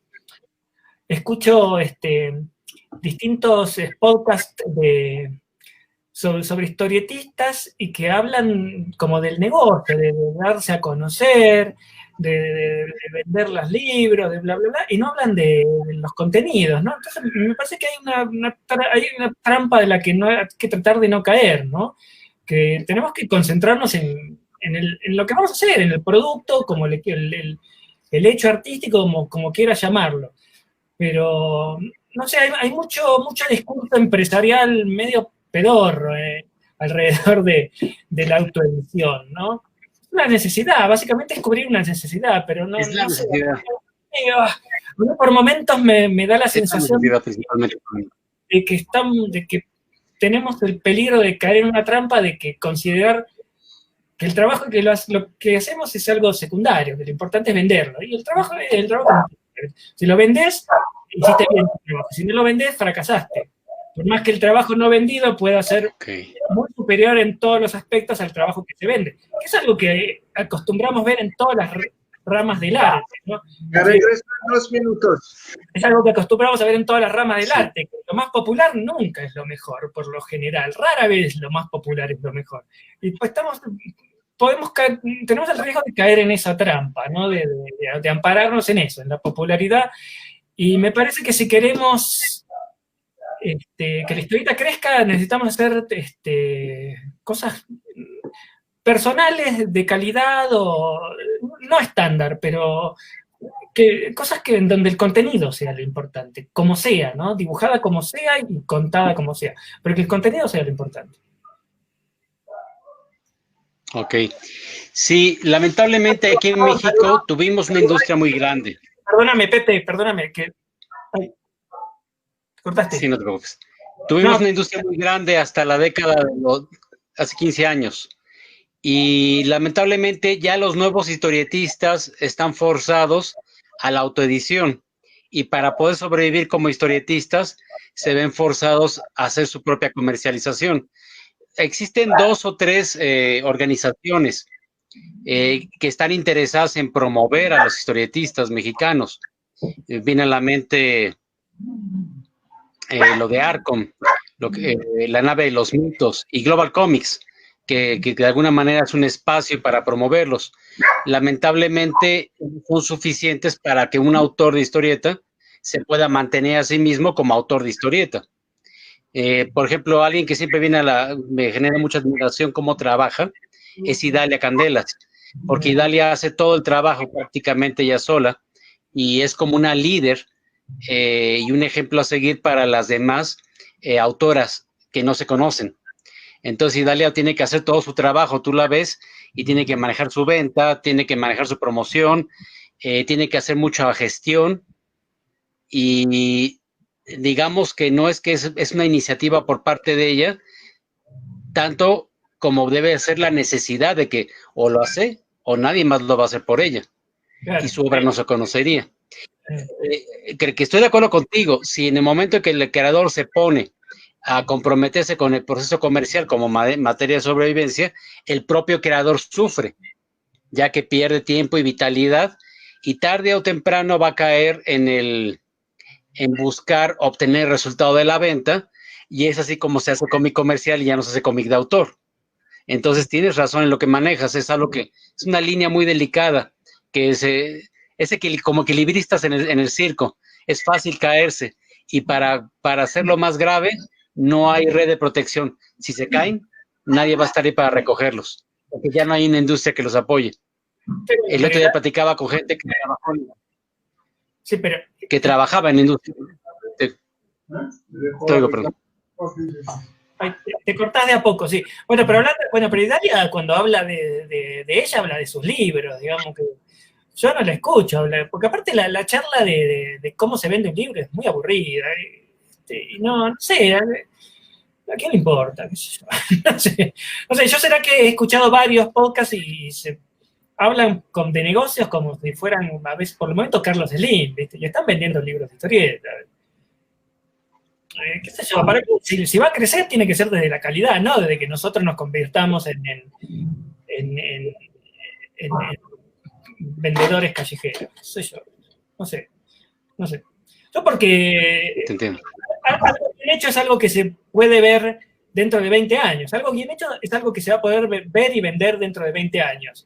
Pero si vos haces algo que no está bueno, por más que lo vendas bien, dentro de 20 años, cuando no lo puedas vender, no lo va a comprar nadie. Y por eso también es que, por ejemplo, como decía Monsiváis, que la historieta mexicana, uno de los males de la historieta mexicana es que no tiene tradición de historieta. Es un poco, tal vez sea por eso, ¿no? Yo alguna vez escuché que la historieta popular mexicana que vos mencionabas recién, que se terminó, creo que a Gantús lo escuché decirlo, ¿eh? O por ahí, bueno, ojalá que si lo vea esto me corrige, pero la falta de preocupación en la calidad fue algo que mató a la industria, según él, según muchos, ¿no? Puede ser, sí. La calidad fue un factor, la calidad fue un factor. La falta de calidad del producto que se hacía, ¿no? Sí, no sé. sí, porque básicamente se producía, la mayor parte de los títulos nacionales eran semanales. Claro. Entonces, el equipo creativo, el guionista tenía una semana para resolver el guión, el equipo creativo de dibujo tenía una semana para entregar 32 cartones y en algunos casos 96, claro, eso ya era producción más diferida. La historieta mexicana sí adoleció llegando a los 90 de calidad, pero no es la totalidad de los casos, e inclusive mucha historieta de calidad no se vendió. Lo que tumbó realmente a la industria mexicana no fue la falta de talento, el talento estaba ahí. Lo que la tumbó realmente fue la economía. La economía mexicana se volvió, de broma decíamos cuando trabajamos en la editorial de mi tío, que es la que publicaba Calimán, lo que ningún villano de Calimán logró, lo logró Carlos Salinas de Gortari. O sea, Salinas fue el que llegó y tumbó a Calimán. Y eso afectó, no sé, a Calimán y a otras muchas editoriales, y solo quedó al final un resquicio. Mi tío no fue partícipe de eso, pero otras editoriales para sobrevivir y para mantener sus plantillas productivas de creativos sí lo optaron, que era la historieta pseudoerótica, que era protopornográfica. Y entonces se fusionó la historieta con la pornografía para sobrevivir. Entonces muchos grandes creadores de la historieta mexicana son desconocidos y tuvieron que ser partícipes del mercado porno, porque simplemente no había, tenían dos opciones, o dejar de dibujar historieta o aceptar hacer esa historieta. Y estos otros editores, pues, mientras la fórmula les duró, que fue cerca de 15 para 20 años, sobrevivieron. Sin embargo, ya para el 2013 todo eso terminó. Ahora solo queda la forma de arte y los autores. Lamentablemente muchos de los jóvenes autores no conocen a los buenos grandes autores del pasado de la historieta mexicana, y eso no es que les genere ofensa a los viejos que ya se fueron, porque la mayor parte están muertos. Solo queda una minoría con vida. El problema es que muchos están volviendo a caminar el mismo camino que los otros, porque no tienen, al momento que se pierde la escuela, se pierde los atajos que permite tener un mentor o un maestro. Y eso es una cosa muy importante. Tú estás en contacto con muchos de los nueva vanguardia de historietistas mexicanos, que hoy en día simplemente la palabra historieta mexicana la gente no entiende. Cuando se los digo historieta mexicana, no entienden de qué estoy hablando. ¡Ah, cómics! Sí, cómics hechos en México. Y ese fragmento ha sido terrible, porque antes teníamos hasta lenguaje propio y ahora tenemos que tomar prestado el cómic americano, pasa a ser el cómic mexicano, ¿no? Y se pierde. Veo que en Argentina ha sobrevivido. No sé cuántas editoriales hay allá, pero sí, es interesante. No, en Argentina pasó lo mismo que acá. La historieta popular se murió y hasta la historieta de autor, se murió toda una manera de hacer historietas, se murió en los 90, casi al mismo tiempo que acá o un poquito antes. Pero hubo cierta tradición que sobrevivió, ¿no? Y se transformó también, porque la historieta no es lo mismo que era antes. Puede que eso haya sido lo que haya pasado un poco acá, ¿no? Que acá no... yo porque leí una frase de Monsiváis que me sorprendió, porque decía algo así que uno de los males de la historieta acá era que no tenía tradición, justamente, y que estaban como condenados a estar todo el tiempo empezando de nuevo, ¿no? Y yo decía, un poco de razón tiene, porque uno ve a los autores nuevos y da la sensación de que, bueno, son autores nuevos, es la nueva historieta, pero que ninguno de ellos tiene como un anclaje con el pasado, ¿no? Con cosas del pasado. No digo que repitan el pasado, pero sino que tengan como en su memoria gráfica o en su sentir gráfico cosas del pasado de la historieta aquí de México. Que la revista El Gallito, que fue como una manera de expresión distinta, creo que sentó un poco esas bases. también se diluyeron un poco, porque en los chicos más jóvenes veo que ya la revista del Gallito tampoco ya no los emociona, ni la mencionan, ni existe, ¿no? La revista. Entonces todo ahora. Y no sé, lo que pasa es que son cosas imposibles de cualificar y cuantificar esto, ¿no? Uno puede arriesgar. Si uno las dice medio con seguridad, da la sensación de que son verdades irrefutables. Claro. Pero uno intenta acercarse al porqué de alguna cosa. No hay manera, pero... Fue la excepción. El Gallito fue la excepción que confirma la regla. Pero de ahí se venían varios autores nuevos. Y Hay un ruido, ¿qué es? Era Eric. Sí. Era, ahí estamos. Sí, el Gallito fue una excepción. Disculpe, Una excepción que confirma la regla. Tengo una puerta en reparación. Okay. Sí, pero yo sé que el Gallito como que sentó como las bases de una manera distinta de ver la historieta, ¿no? Y que durante muchos años sobrevivió. El Gallito fue referente de muchos autores. Pero en algún momento yo siento que se diluyó. Eso que no quedó. Quedó en estos autores, pero en los más jóvenes no. Entonces, no tengo manera ni siquiera sé si puedo decir que eso sea un defecto, ¿viste? No sé si puedo decir que eso es un defecto. Según Monsiváis, sí. Pero bueno, los intelectuales a veces tienen esa cosa de decir lo que creen como si fueran grandes verdades, ¿viste? Porque no hay manera de comprobarlo. Así que no sé, pero al menos es una característica de la historieta de acá, ¿no? Que yo, cuando comparo con la historieta de Argentina, veo que es una diferencia, ¿no? ¿Es bueno, es malo? No sé, tal vez es distinto, no sé. Sí. Va y viene. Sí, está bien el ruido, le están haciendo herrería en la casa ahorita. Sí, hombre. Oye, y tú has estado en contacto con Idalia, con Logan Wayne, ¿qué otros de los nuevos autores? ¿Qué nos quieres platicar de ellos? Yo soy muy amigo de Pavel Ortega, pero Okay. soy amigo después de admirarlo mucho como historietista, porque yo alguna vez compré una versión que él hizo del Principito, que es una versión muy bien. Principito, y yo quedé choqueado por lo bien contado que estaba ese libro. Ojalá lo tengan ahí. ¿Lo tienen ahí? Creo que lo sí. tenemos todavía. Y es una maravilla, sí. Sí, todavía. Quedé sorprendido sí. por todo. Ese libro me sorprendió por todo, por la manera en que estaba narrado, por el tipo de dibujo y por cómo abordó el tema. Yo nunca había visto que agarraran un clásico y hicieran una cosa completamente distinta tomando un par de claves. Me hice amigo mucho después porque, bueno, obviamente él a mí me gustó tanto ese libro porque él tiene una visión de la historieta muy similar a la mía. De hecho, nuestros gustos son tenemos gustos muy en común. Bueno, nos hicimos amigos, ¿no? Y hay muchos autores, qué sé yo, por ejemplo, tenés a Pescador. Pescador es un monstruo del dibujo, José Luis Pescador. Sí. Ojalá haya mucha gente que se encolumne atrás de él, ¿no? Que lo tengan de referente, ¿no? Lo que pasa es que, no digo que es nuevo, porque no es ningún jovencito, pero es un autor que explotó ahora, ¿no? Con el Marambo. Con el Marambo, el libro que hizo de Tenochtitlán, que es una maravilla, y con cualquier cosa que dibuje, si dibuja en el baño porque se olvidó el celular, va a ser una maravilla. El dibujo que haga Pescador es un fenómeno. Después tenés muchos autores, qué sé yo, lo tenés a Sergio Neri, que es un tipo muy personal que hace, ¿no? También me gustaría ver más historieta. Tenés muchas chicas trabajando también. La tenés a Idalia, ahora no sé si me viene en la mente. Lo que pasa es que se me vienen en la mente muchas del Fonca y que tal vez no deba decir.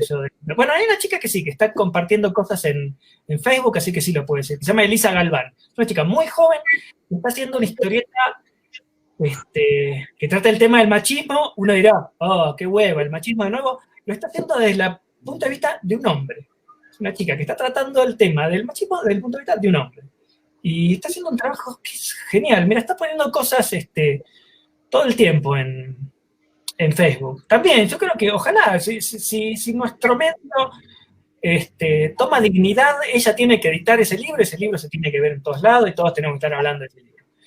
Y hay muchos. Hay un tijuanense que publica en el exterior que se llama Charles Glaubitz, que saca en Fantagraphics, una de las editoriales más grandes. A ver, sacando un libro que se llama Starseeds, que es una maravilla. Sacó 3 libros, son 3 libros de como 300 páginas cada uno. Y bueno, puedo seguir, eso hay muchos, no sé, ahora no se me viene a la mente ninguno, seguro que me los olvido. Y me da bronca, pero sí, se están haciendo cosas. Lo que pasa que, bueno, claro, no solo no hay industria, en Argentina sabes que tampoco hay industria, no se puede decir que es una industria de Argentina, pero sin embargo, bueno, hay unos editores heroicos que se suman a dibujantes y guionistas heroicos todos, y ahí, bueno, creo que hacia allí vamos. Muy bien. Pero, hacia allí vamos, pero bueno. ¿Y Edu Molina, con qué sigue? Platícanos sobre qué quieres trabajar, qué títulos te interesaría hacer. Estoy haciendo una novela gráfica que por suerte Ediciones de la Flor de Argentina ya me dijo que le parecía lindo el tema y que aceptaban verlo, lo que, bueno, ya es una gran ventaja. No quiero hablar mucho porque tengo miedo de quemar la idea y porque está muy verde y por etcétera, etcétera. Pero estoy haciendo una novela gráfica que intento hacer algo distinto, como dije recién. Lamentablemente no me sale del todo y muchas veces desemboca en lo mismo. Pero todavía el terror... Es la variación sobre un clásico, pero no hecho como los hago siempre, que yo soy muy fiel a los clásicos, y como me da vergüenza meterme con los autores, hago exactamente lo que los tipos escribieron. Yo adapté muchos libros. Entonces, en cambio, ahora no, ahora me estoy metiendo con un clásico, no lo estoy haciendo al estilo Pavel Ortega, que hizo algo distinto, estoy siendo más o menos fiel, pero lo estoy haciendo muy a mi manera. Eso es básicamente, pero estoy un poco empezando, me falta bastante.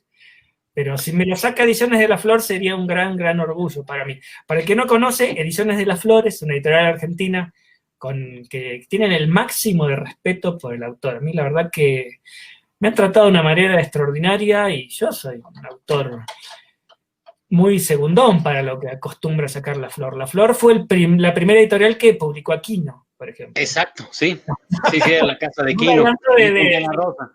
Sí, el primero, lo que sacaba esos libritos apaisados de Mafalda que todos vimos cuando éramos chiquitos, digamos. Sí. Entonces, bueno, estamos ahí, pero bueno, el libro lo terminaré, no a fin de año, porque estoy trabajando a un ritmo pobrísimo, así que no, a fin de año no lo voy a terminar, pero bueno, lo terminaré, ¿quién dice? A principio del año que viene, veremos. Y estoy esperando la edición de un libro de Pixelatl, que es el festival de animación en que se hace en Cuernavaca, que hacen un certamen como de novelitas gráficas, que son unos libritos cuadraditos, así muy lindos. Y salí seleccionado y bueno, y ahora por cuestiones de pandemia me dijeron que está retrasada la edición, ¿no? Obviamente uno es comprensivo, ¿no? Porque no vamos a hacerle el boicot. Además ahora con este encierro no tendría quien vendérselo. No, y aparte es que la pandemia ya nos rebasó a todos. Sí, a lo que mentalmente no estábamos preparados hace 5 meses. Sí, aparte, bueno, es momento porque ya podría, ¿viste? No salió en mí ni le salió nada, pero podría exigirle, no, publíquenmelo, yo en el certamen, etc. Pero no va, ¿viste? No, es el momento creo que de poner lo que uno pueda, ¿no? Yo tengo muchas ganas de que le vaya bien al certamen, al encuentro Pixelatl, porque obviamente a ellos también les dio la madre la pandemia. Ellos acostumbran a hacerlo en un hotel hermosísimo en Cuernavaca y les va muy bien, y ahora lo van a tener que hacer digital y bueno, se van a enfrentar a esta incertidumbre. Ojalá les vaya bien. Confiemos que sí. Pero bueno, estaba esperando ese librito. Estar así muy entre preocupado y esperando que a todas las editoriales siguen, porque pues ahora el desafío de Global Comics es empujar entre hacer conocer el cómics europeo en México y sobre todo hacer conocer los ilustradores mexicanos, ¿no? Que son los que luchan para que siga viviendo un espíritu del ilustrador, ¿no? Del monero mexicano. Para mí, ustedes son como una parte esencial también de... Otra cosa que falta, y no es que falten ustedes, faltan más como ustedes, los difusores del cómic.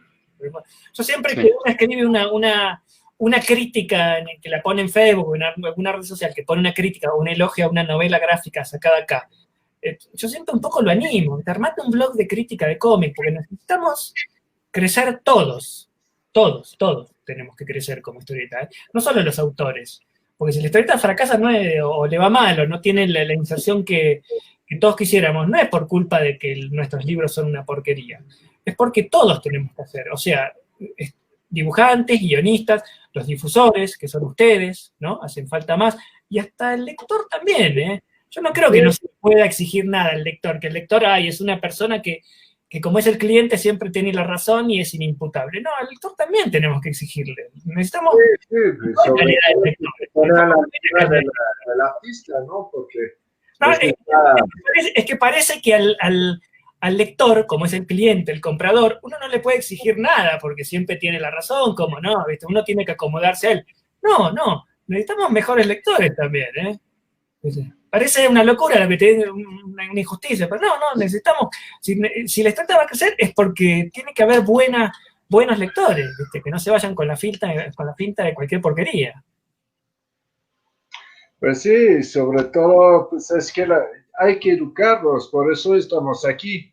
Nosotros, cuando vienen a la tienda, pues la primera prioridad es hacerlos como abrir los ojos, o sea, vienen mucho, bueno, pues obviamente no soy fan del cómics gringo, uno de mis desafíos mayores como de hacer que los clientes, las personas que llegan allá en la tienda, pues no salen con 1 o 2 libros y que no sea lo que, porque muchos vienen, tienen de Marvel, ahí tienen, no, es que disculpe, sí tenemos un poco de estadounidense, pero pues, no somos especializados en esto porque hay otra tienda que lo es y no podemos meternos en este rongo, pero de cualquier modo lo que nos importa y interesa es hacerles conocer otra cosa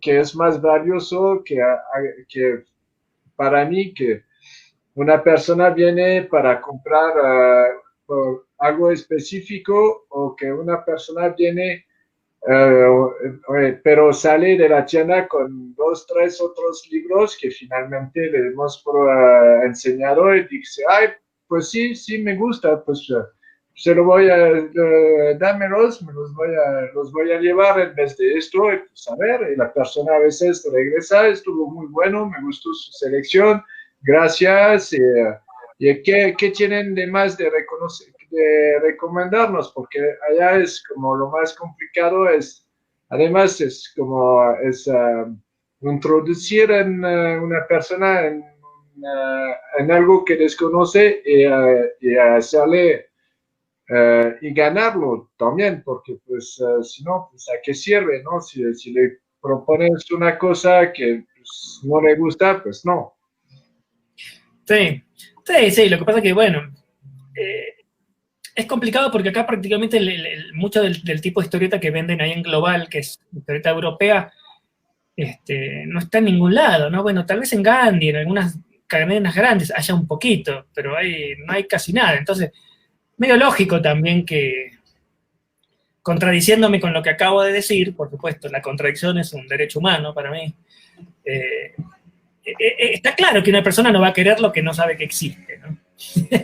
Es hablando de un lector. Un lector no va a querer conocer a Corto Maltés cuando no sabe que existe la posibilidad de ese tipo de dibujo y narración. Entonces, bueno, sí, es complicado.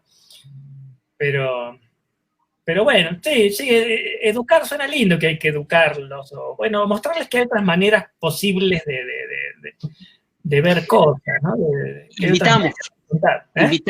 Invitamos a la gente a conocer lo que no sabía que necesita conocer. Claro, sí. Les planteamos cuando llegan a Global Comics que hay algo que les va a gustar tal vez más, pero que lo que venían buscando. Sí. Es muy común y se entiende, los niños están permeados por la inmensa maquinaria de guerra ideológica que viene de Estados Unidos a través de Marvel. Entonces vienen preguntando por la 24ª parte de la sexta saga de continuación 36 de Thanos. Y les preguntas todavía muy tímidamente si es de los Vengadores o es otros héroes los que se enfrentan a Thanos esta vez. Y los chicos llegan y vienen porque vienen con lo mismo que vienen los demás chicos en la escuela, y algunos están en el manga, que es otra gran fuerza que ha pegado en México. Sin embargo, mucha gente encuentra mangas distintos con nosotros, encuentra el europeo, pero la sorpresa más agradable es cuando encuentran autores nacionales o cuando encuentran autores latinoamericanos. Sí. ¿Por qué quiero usar esa última frase? Porque México es parte de América Latina. Entonces, es novedad lo que acabo de decir. Sin embargo, mucha gente que entra por la puerta se le olvida. Entonces llegan y ven que hay autores nacionales. Y luego cuando ven que hay autores como tú, por ejemplo, y como Brecha o como Quino, que vienen de América Latina, de Sudamérica principalmente, les abren los ojos de que hay otras voces, otros lenguajes y otras historias por conocer. Y es algo fresco, les genera mucha curiosidad. Sí, yo creo que igual la megamasividad nunca la vamos a tener. Yo no tengo conflictos con eso, ¿no? De eso de que seamos de nicho, de que somos para una minoría, qué sé yo. A mí no me preocupa mucho eso, porque creo que ahí que estamos cayendo en la trampa que recién dije de relacionar la masividad con la calidad, ¿no? Claro. Yo no tengo dramas con ser ser referente de una minoría, pero que al menos sea como que sea una minoría fiel, que es más o menos lo que nos sigue a todos y los que pueden seguir el cómic europeo y todo esto. Nunca vamos, y prácticamente nunca fue gran mayoría, ¿eh?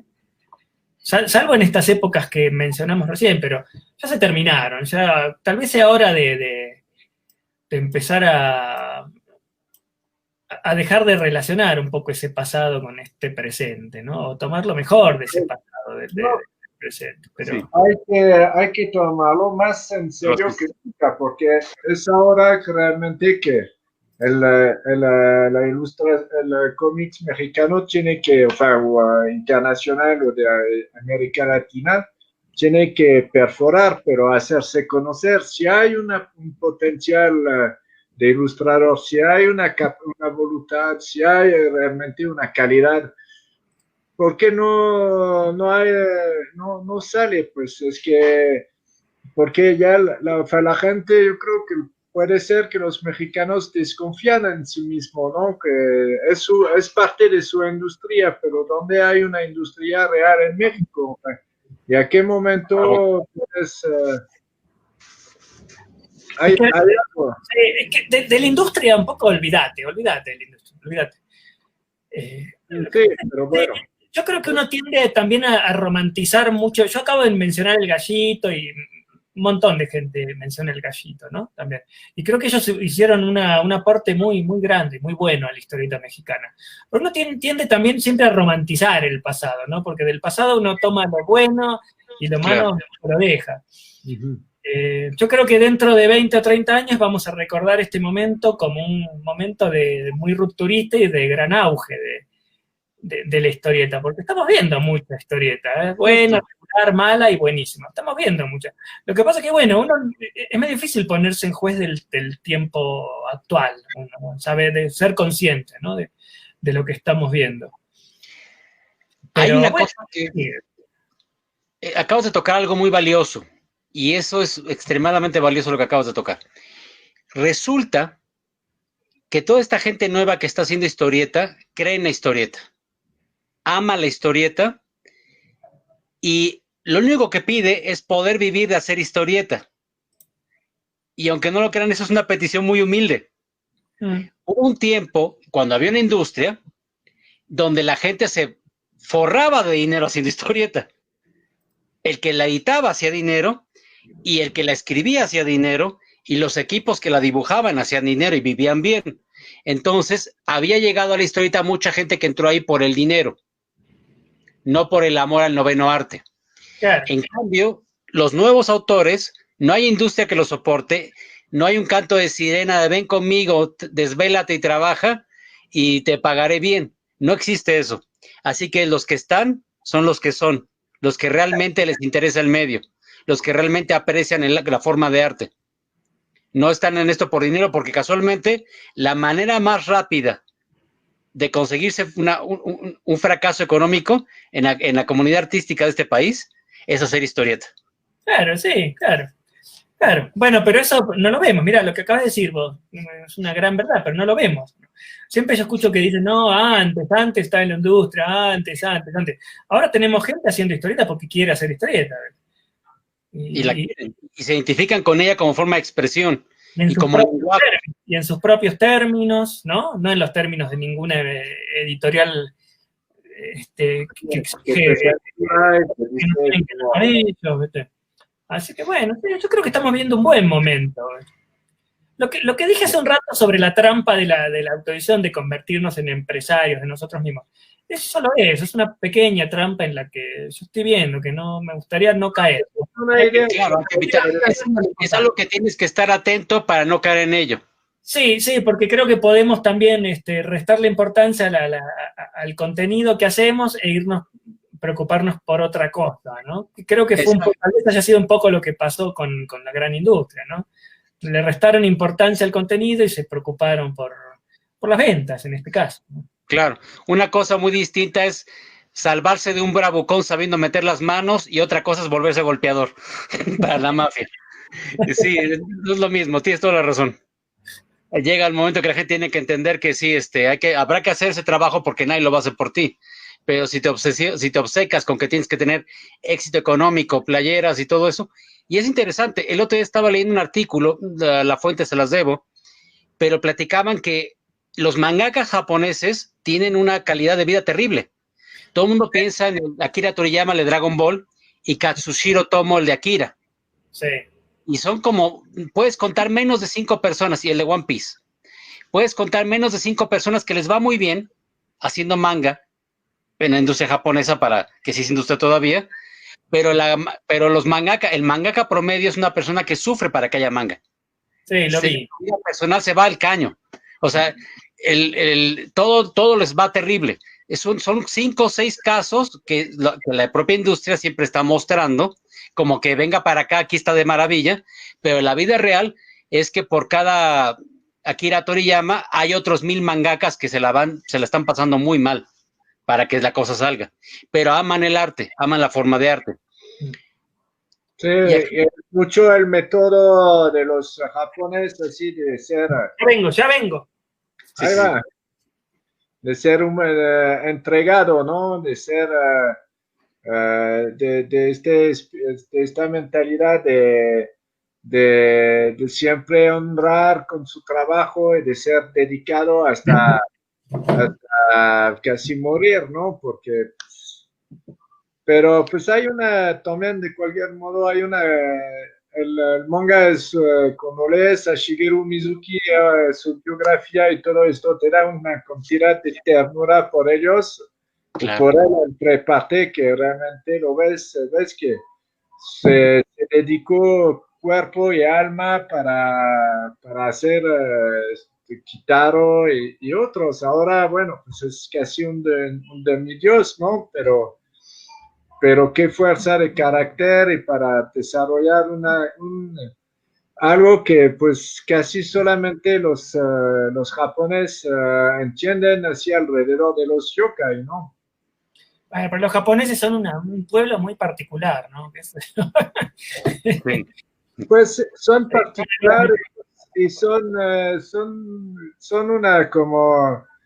una parte de la humanidad que todos, como yo creo que podríamos idolatrar y de otro lado no queremos ser porque pues, es demasiado. Prefiero sentirme no tan apresurado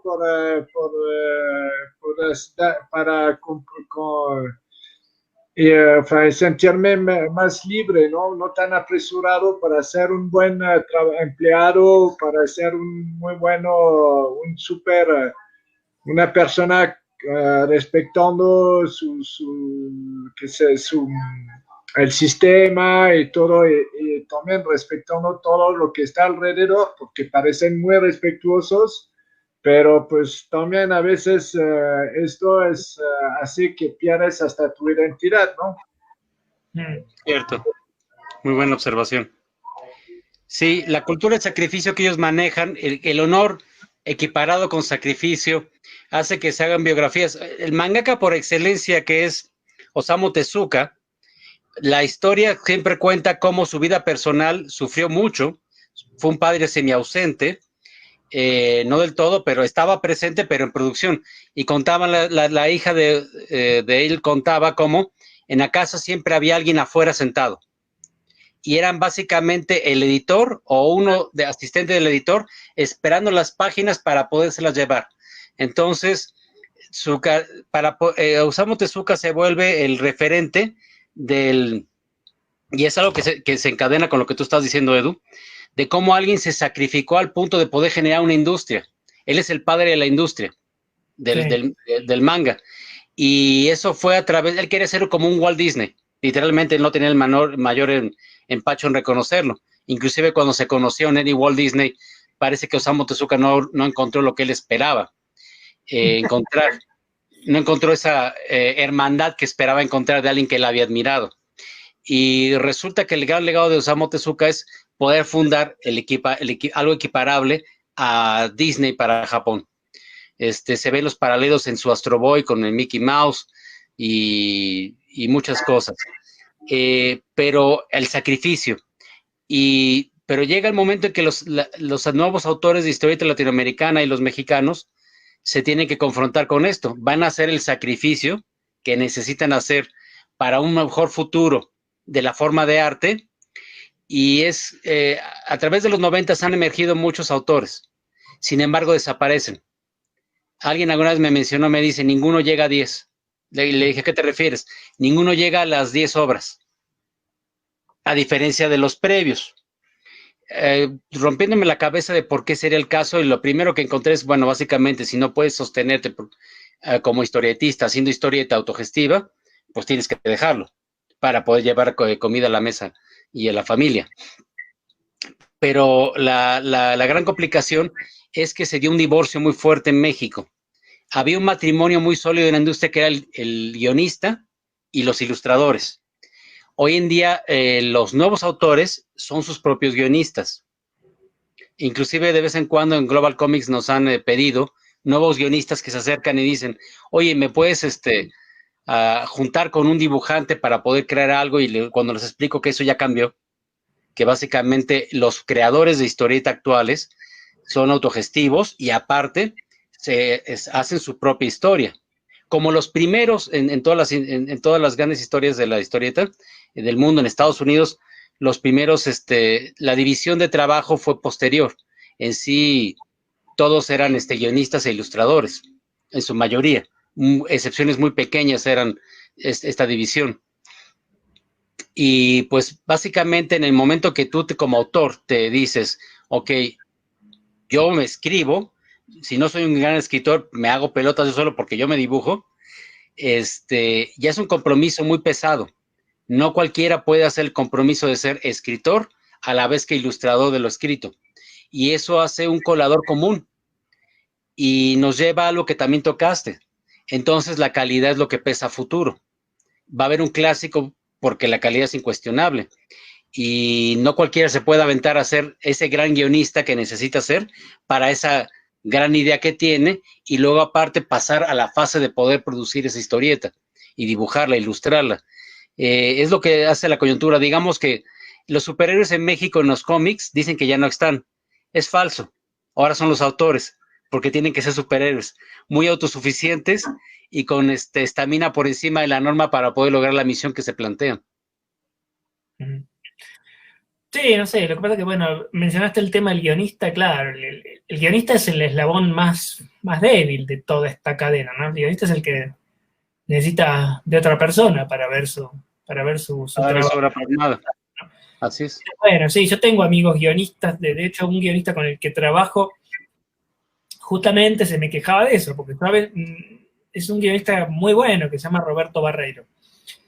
Pero muchas veces yo no puedo hacer sus historias, ¿no? Y él me dice, tengo una historieta, yo no tengo dónde publicarla, muchas veces no te digo, no la hago, prefiero hacer otras cosas. Entonces, claro, también estaba a punto de pasarse a la escritura, la escritura en prosa, ¿no? Pero, claro, bueno, sí, son los que sufren más, ¿no? De todo. ¿Cómo parece eso? No lo había imaginado antes, realmente es como una inversión de invertir las dificultades o los puestos, ¿no? Porque pensé que el guionista, pues, depende, como la mayoría tú te inspiraste de varios autores y muchos te inspiran, pero luego que el guionista sea el que tiene dificultad a ser publicado y hasta encontrar a alguien para dibujarle, pues está fuerte, ¿no? Como nueva panorama. Para mí no era así, no tan complicado. ¿Por qué sería? No solo eso, sino que en el caso de publicación, los guionistas son los que se quedan con una parte menor de lo que se paga. Por eso es que los guionistas son mucho más prolíficos. Entonces, bueno, claro, en un lugar donde no hay industria, obviamente, son los que más les toca sufrir. Y bueno, no es de extrañar entonces que aquí en México, yo creo que conozco uno solo, no, dos o tres conozco aquí en todo México, que son Homero Ríos, el Regio, Abraham Martínez y Llarena, que es el editor de Heavy Metal. Pero, por ejemplo, aquí en la Ciudad de México, yo no recuerdo un solo guionista, espero no olvidar.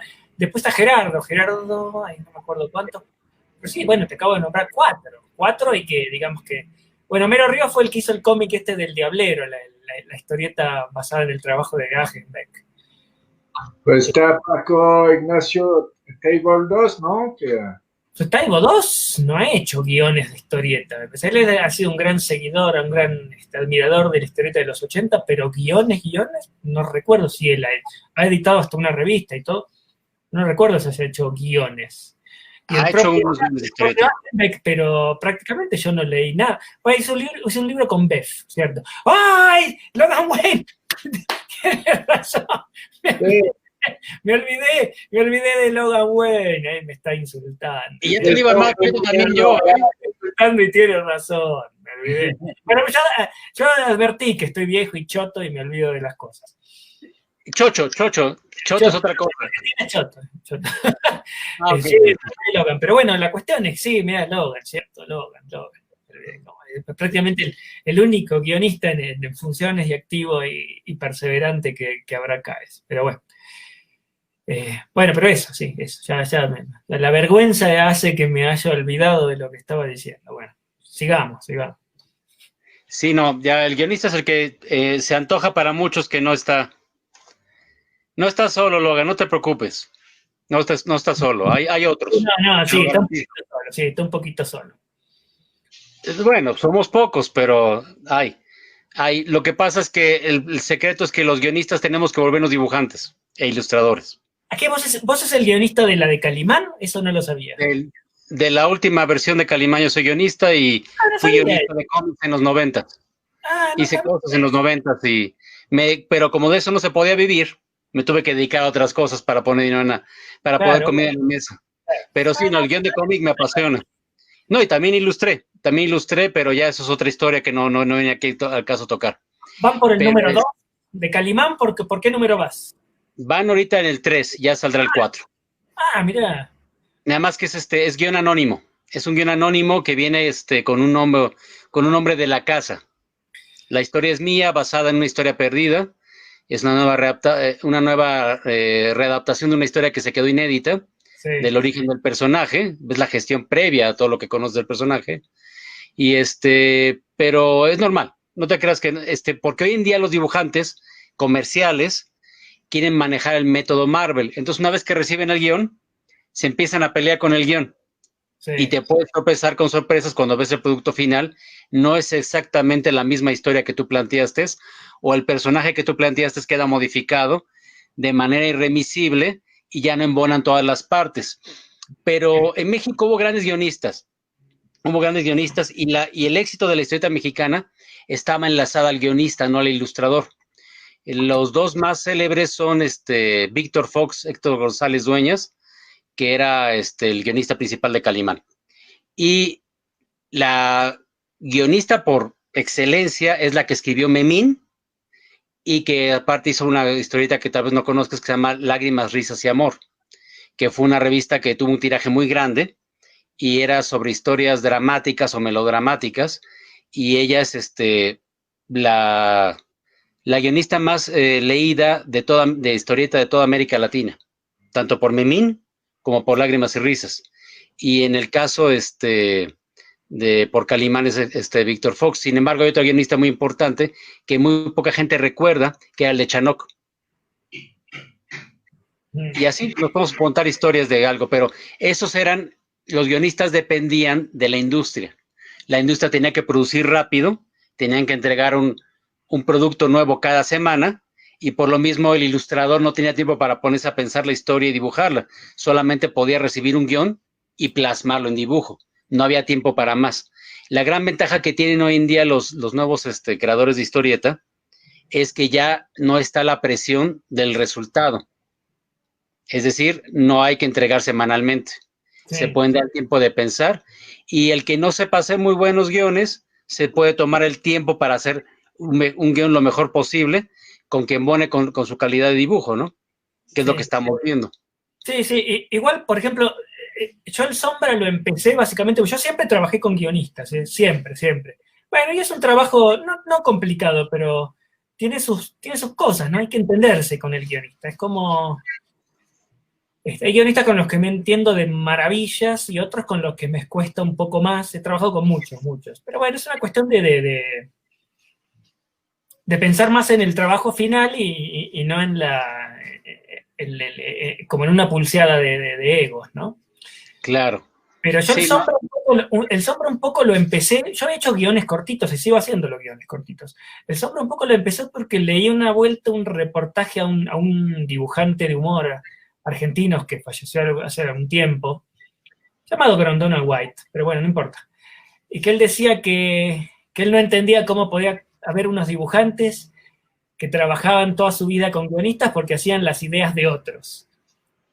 Y si bien yo no estuve del todo de acuerdo, ni lo estoy ahora del todo de acuerdo con eso que dice Grondona White, un poco en el orgullo me picó porque, bueno, lo dijo un tipo que era un tipo que sabía de dibujo y que un tipo que había hecho mucho dibujo y no era una opinión que había que desmerecer, ¿no? Entonces, básicamente por eso fue que también dije, bueno, me voy a largar a hacer el Sombra, porque ya va a ser mi idea. Seguiré haciendo ideas de otros. A mí me encanta dibujar ideas de otros, pero no está mal tampoco, bueno, que cuando el dibujante hace sus propios guiones también está expresando la historieta para expresar en su totalidad. Y así empezó la historieta. No todos son los matrimonios perfectos. Es que la única manera en que yo concibo que pueda haber una buena relación guionista-ilustrador se da en el caso perfecto donde el ilustrador le fascinan las ideas del guionista y el guionista aprecia mucho la capacidad y el arte del ilustrador. Yo tuve una vez un pleito que no se fue a las manos, pero sí se fue a que me dejaran con la cuenta para pagarla, y era otro guionista. Y eso tenías que irte primero en ese momento. Sí, yo pensé que no sé, y es que él definió que los dibujantes eran el mal necesario de la historieta, y yo le dije, oye, tú estás más mal que mal, o sea, no hay manera que puedas estar peor, si lo primero que la gente aprecia de la historieta es el dibujo.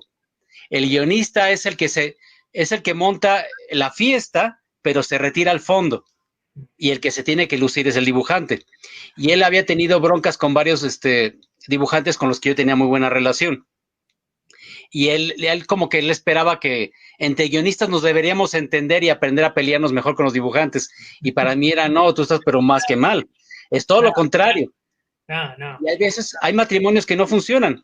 O sea, puede haber un ilustrador que le falten ideas y que aprecie a alguien que sí las tiene, que a su vez no las puede realizar o plasmar. Y eso, pero eso pasará mucho más adelante en el futuro. Primero tienen que realizarse lo que tenemos ahorita, los nuevos autores autogestivos, que se dibujan y se escriben solos.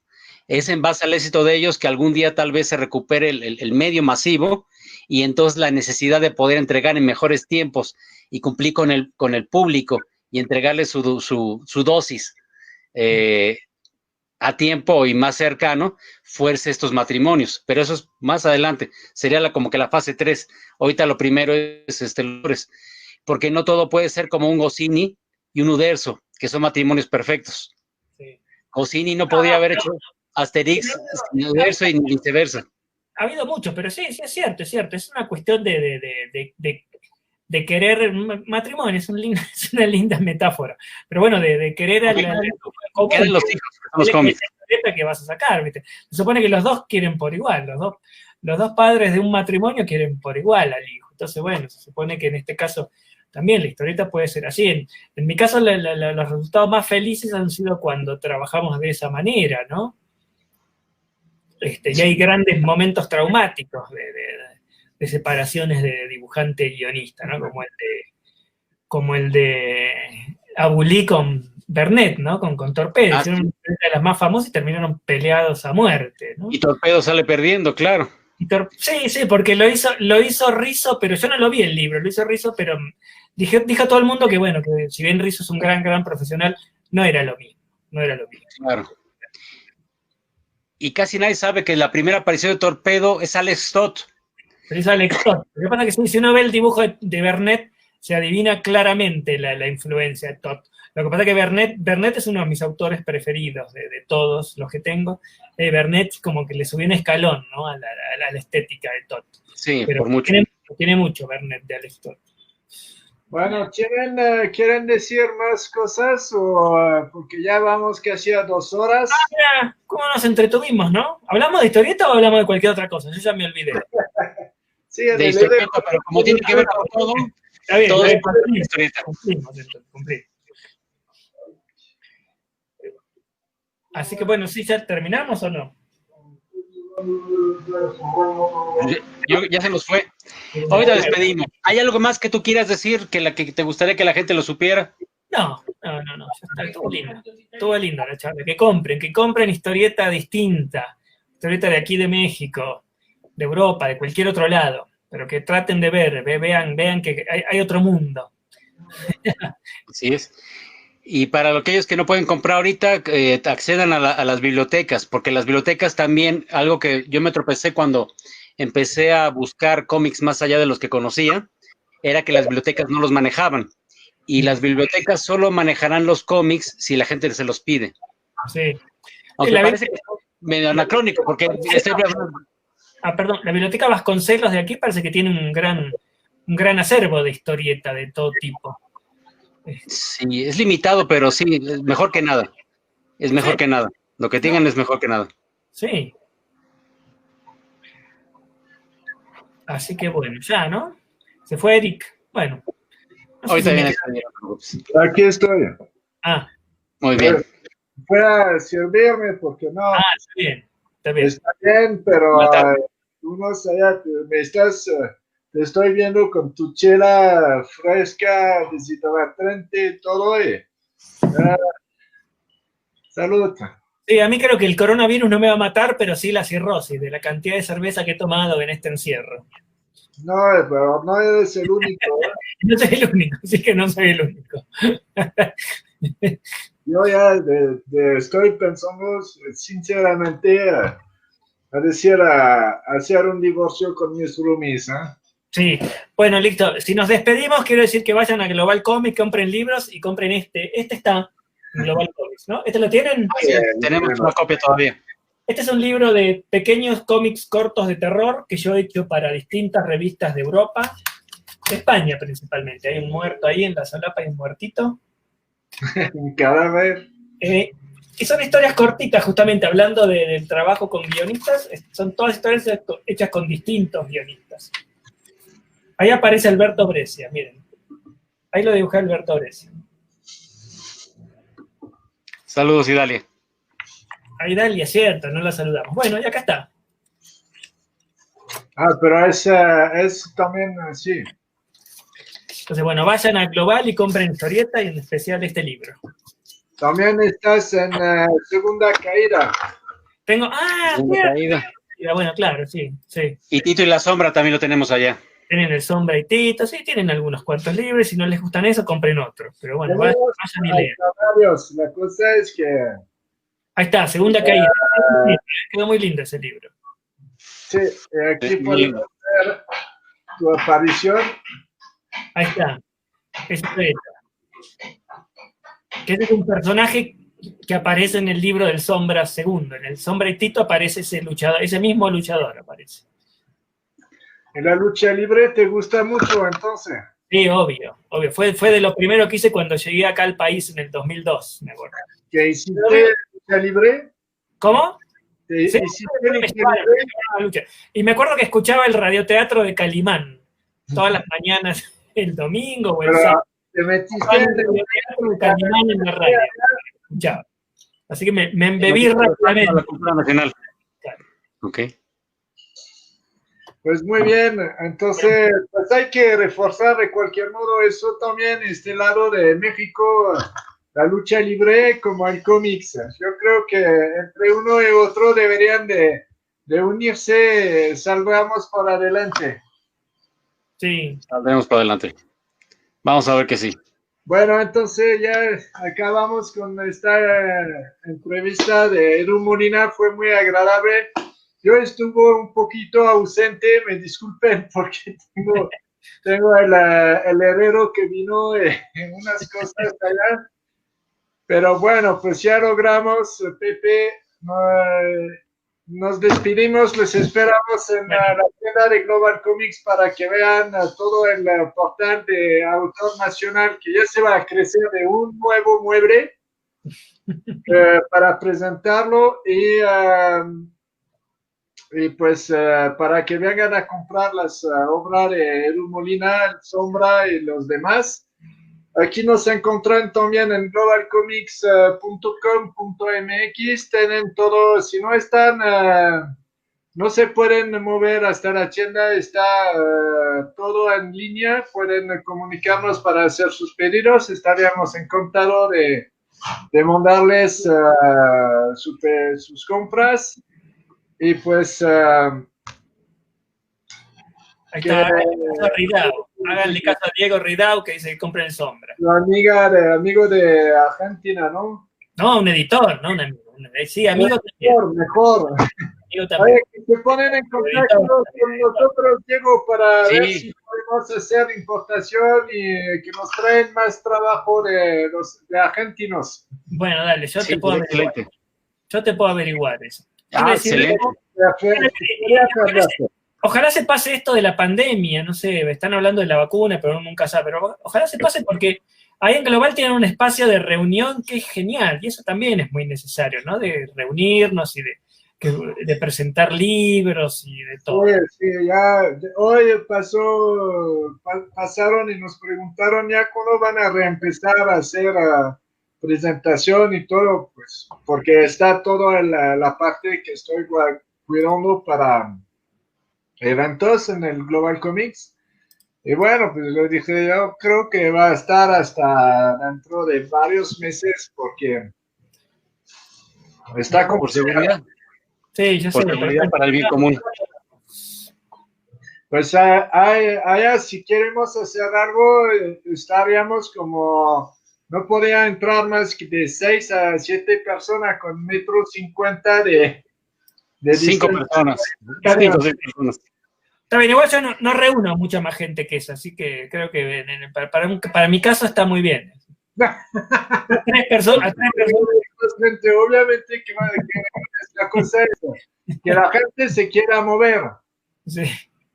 Que sí, bueno, y es comprensible que no lo hagan.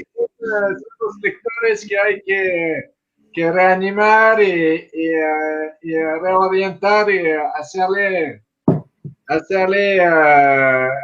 más consciente que pues los necesitamos y que tampoco está muy, el género no está apagado, el género no es infantil, el género no es una historia así de superhéroe. El cómics es como, es todo género, lo mismo que lo que ves allá en las pantallas de Televisa y otras televisiones. Entonces, pues, que si quieren, que si les gusta la serie negra, el terror, si les gusta la biografía, lo histórico, lo fantástico, tenemos de Conan, hay un montón, hasta para reír y llorar de risa y para como de lo del chamuco para la queja política, ¿no? La lucha política. Hay de todo. Entonces no se detienen, encontraron algo que seguramente va a cambiar el cotidiano de comprarse un libro en Global Comics o en otra parte que sea nacional para ayudar realmente a la causa. Así es, que sea así. Bueno, nos despedimos. Cuídense mucho, gracias. Cuídense mucho. Un abrazo desde la sana distancia. Ya nos veremos en persona en algún momento. Salud. Claro que sí. Salud, caballeros. Que estén muy bien. Cuídense.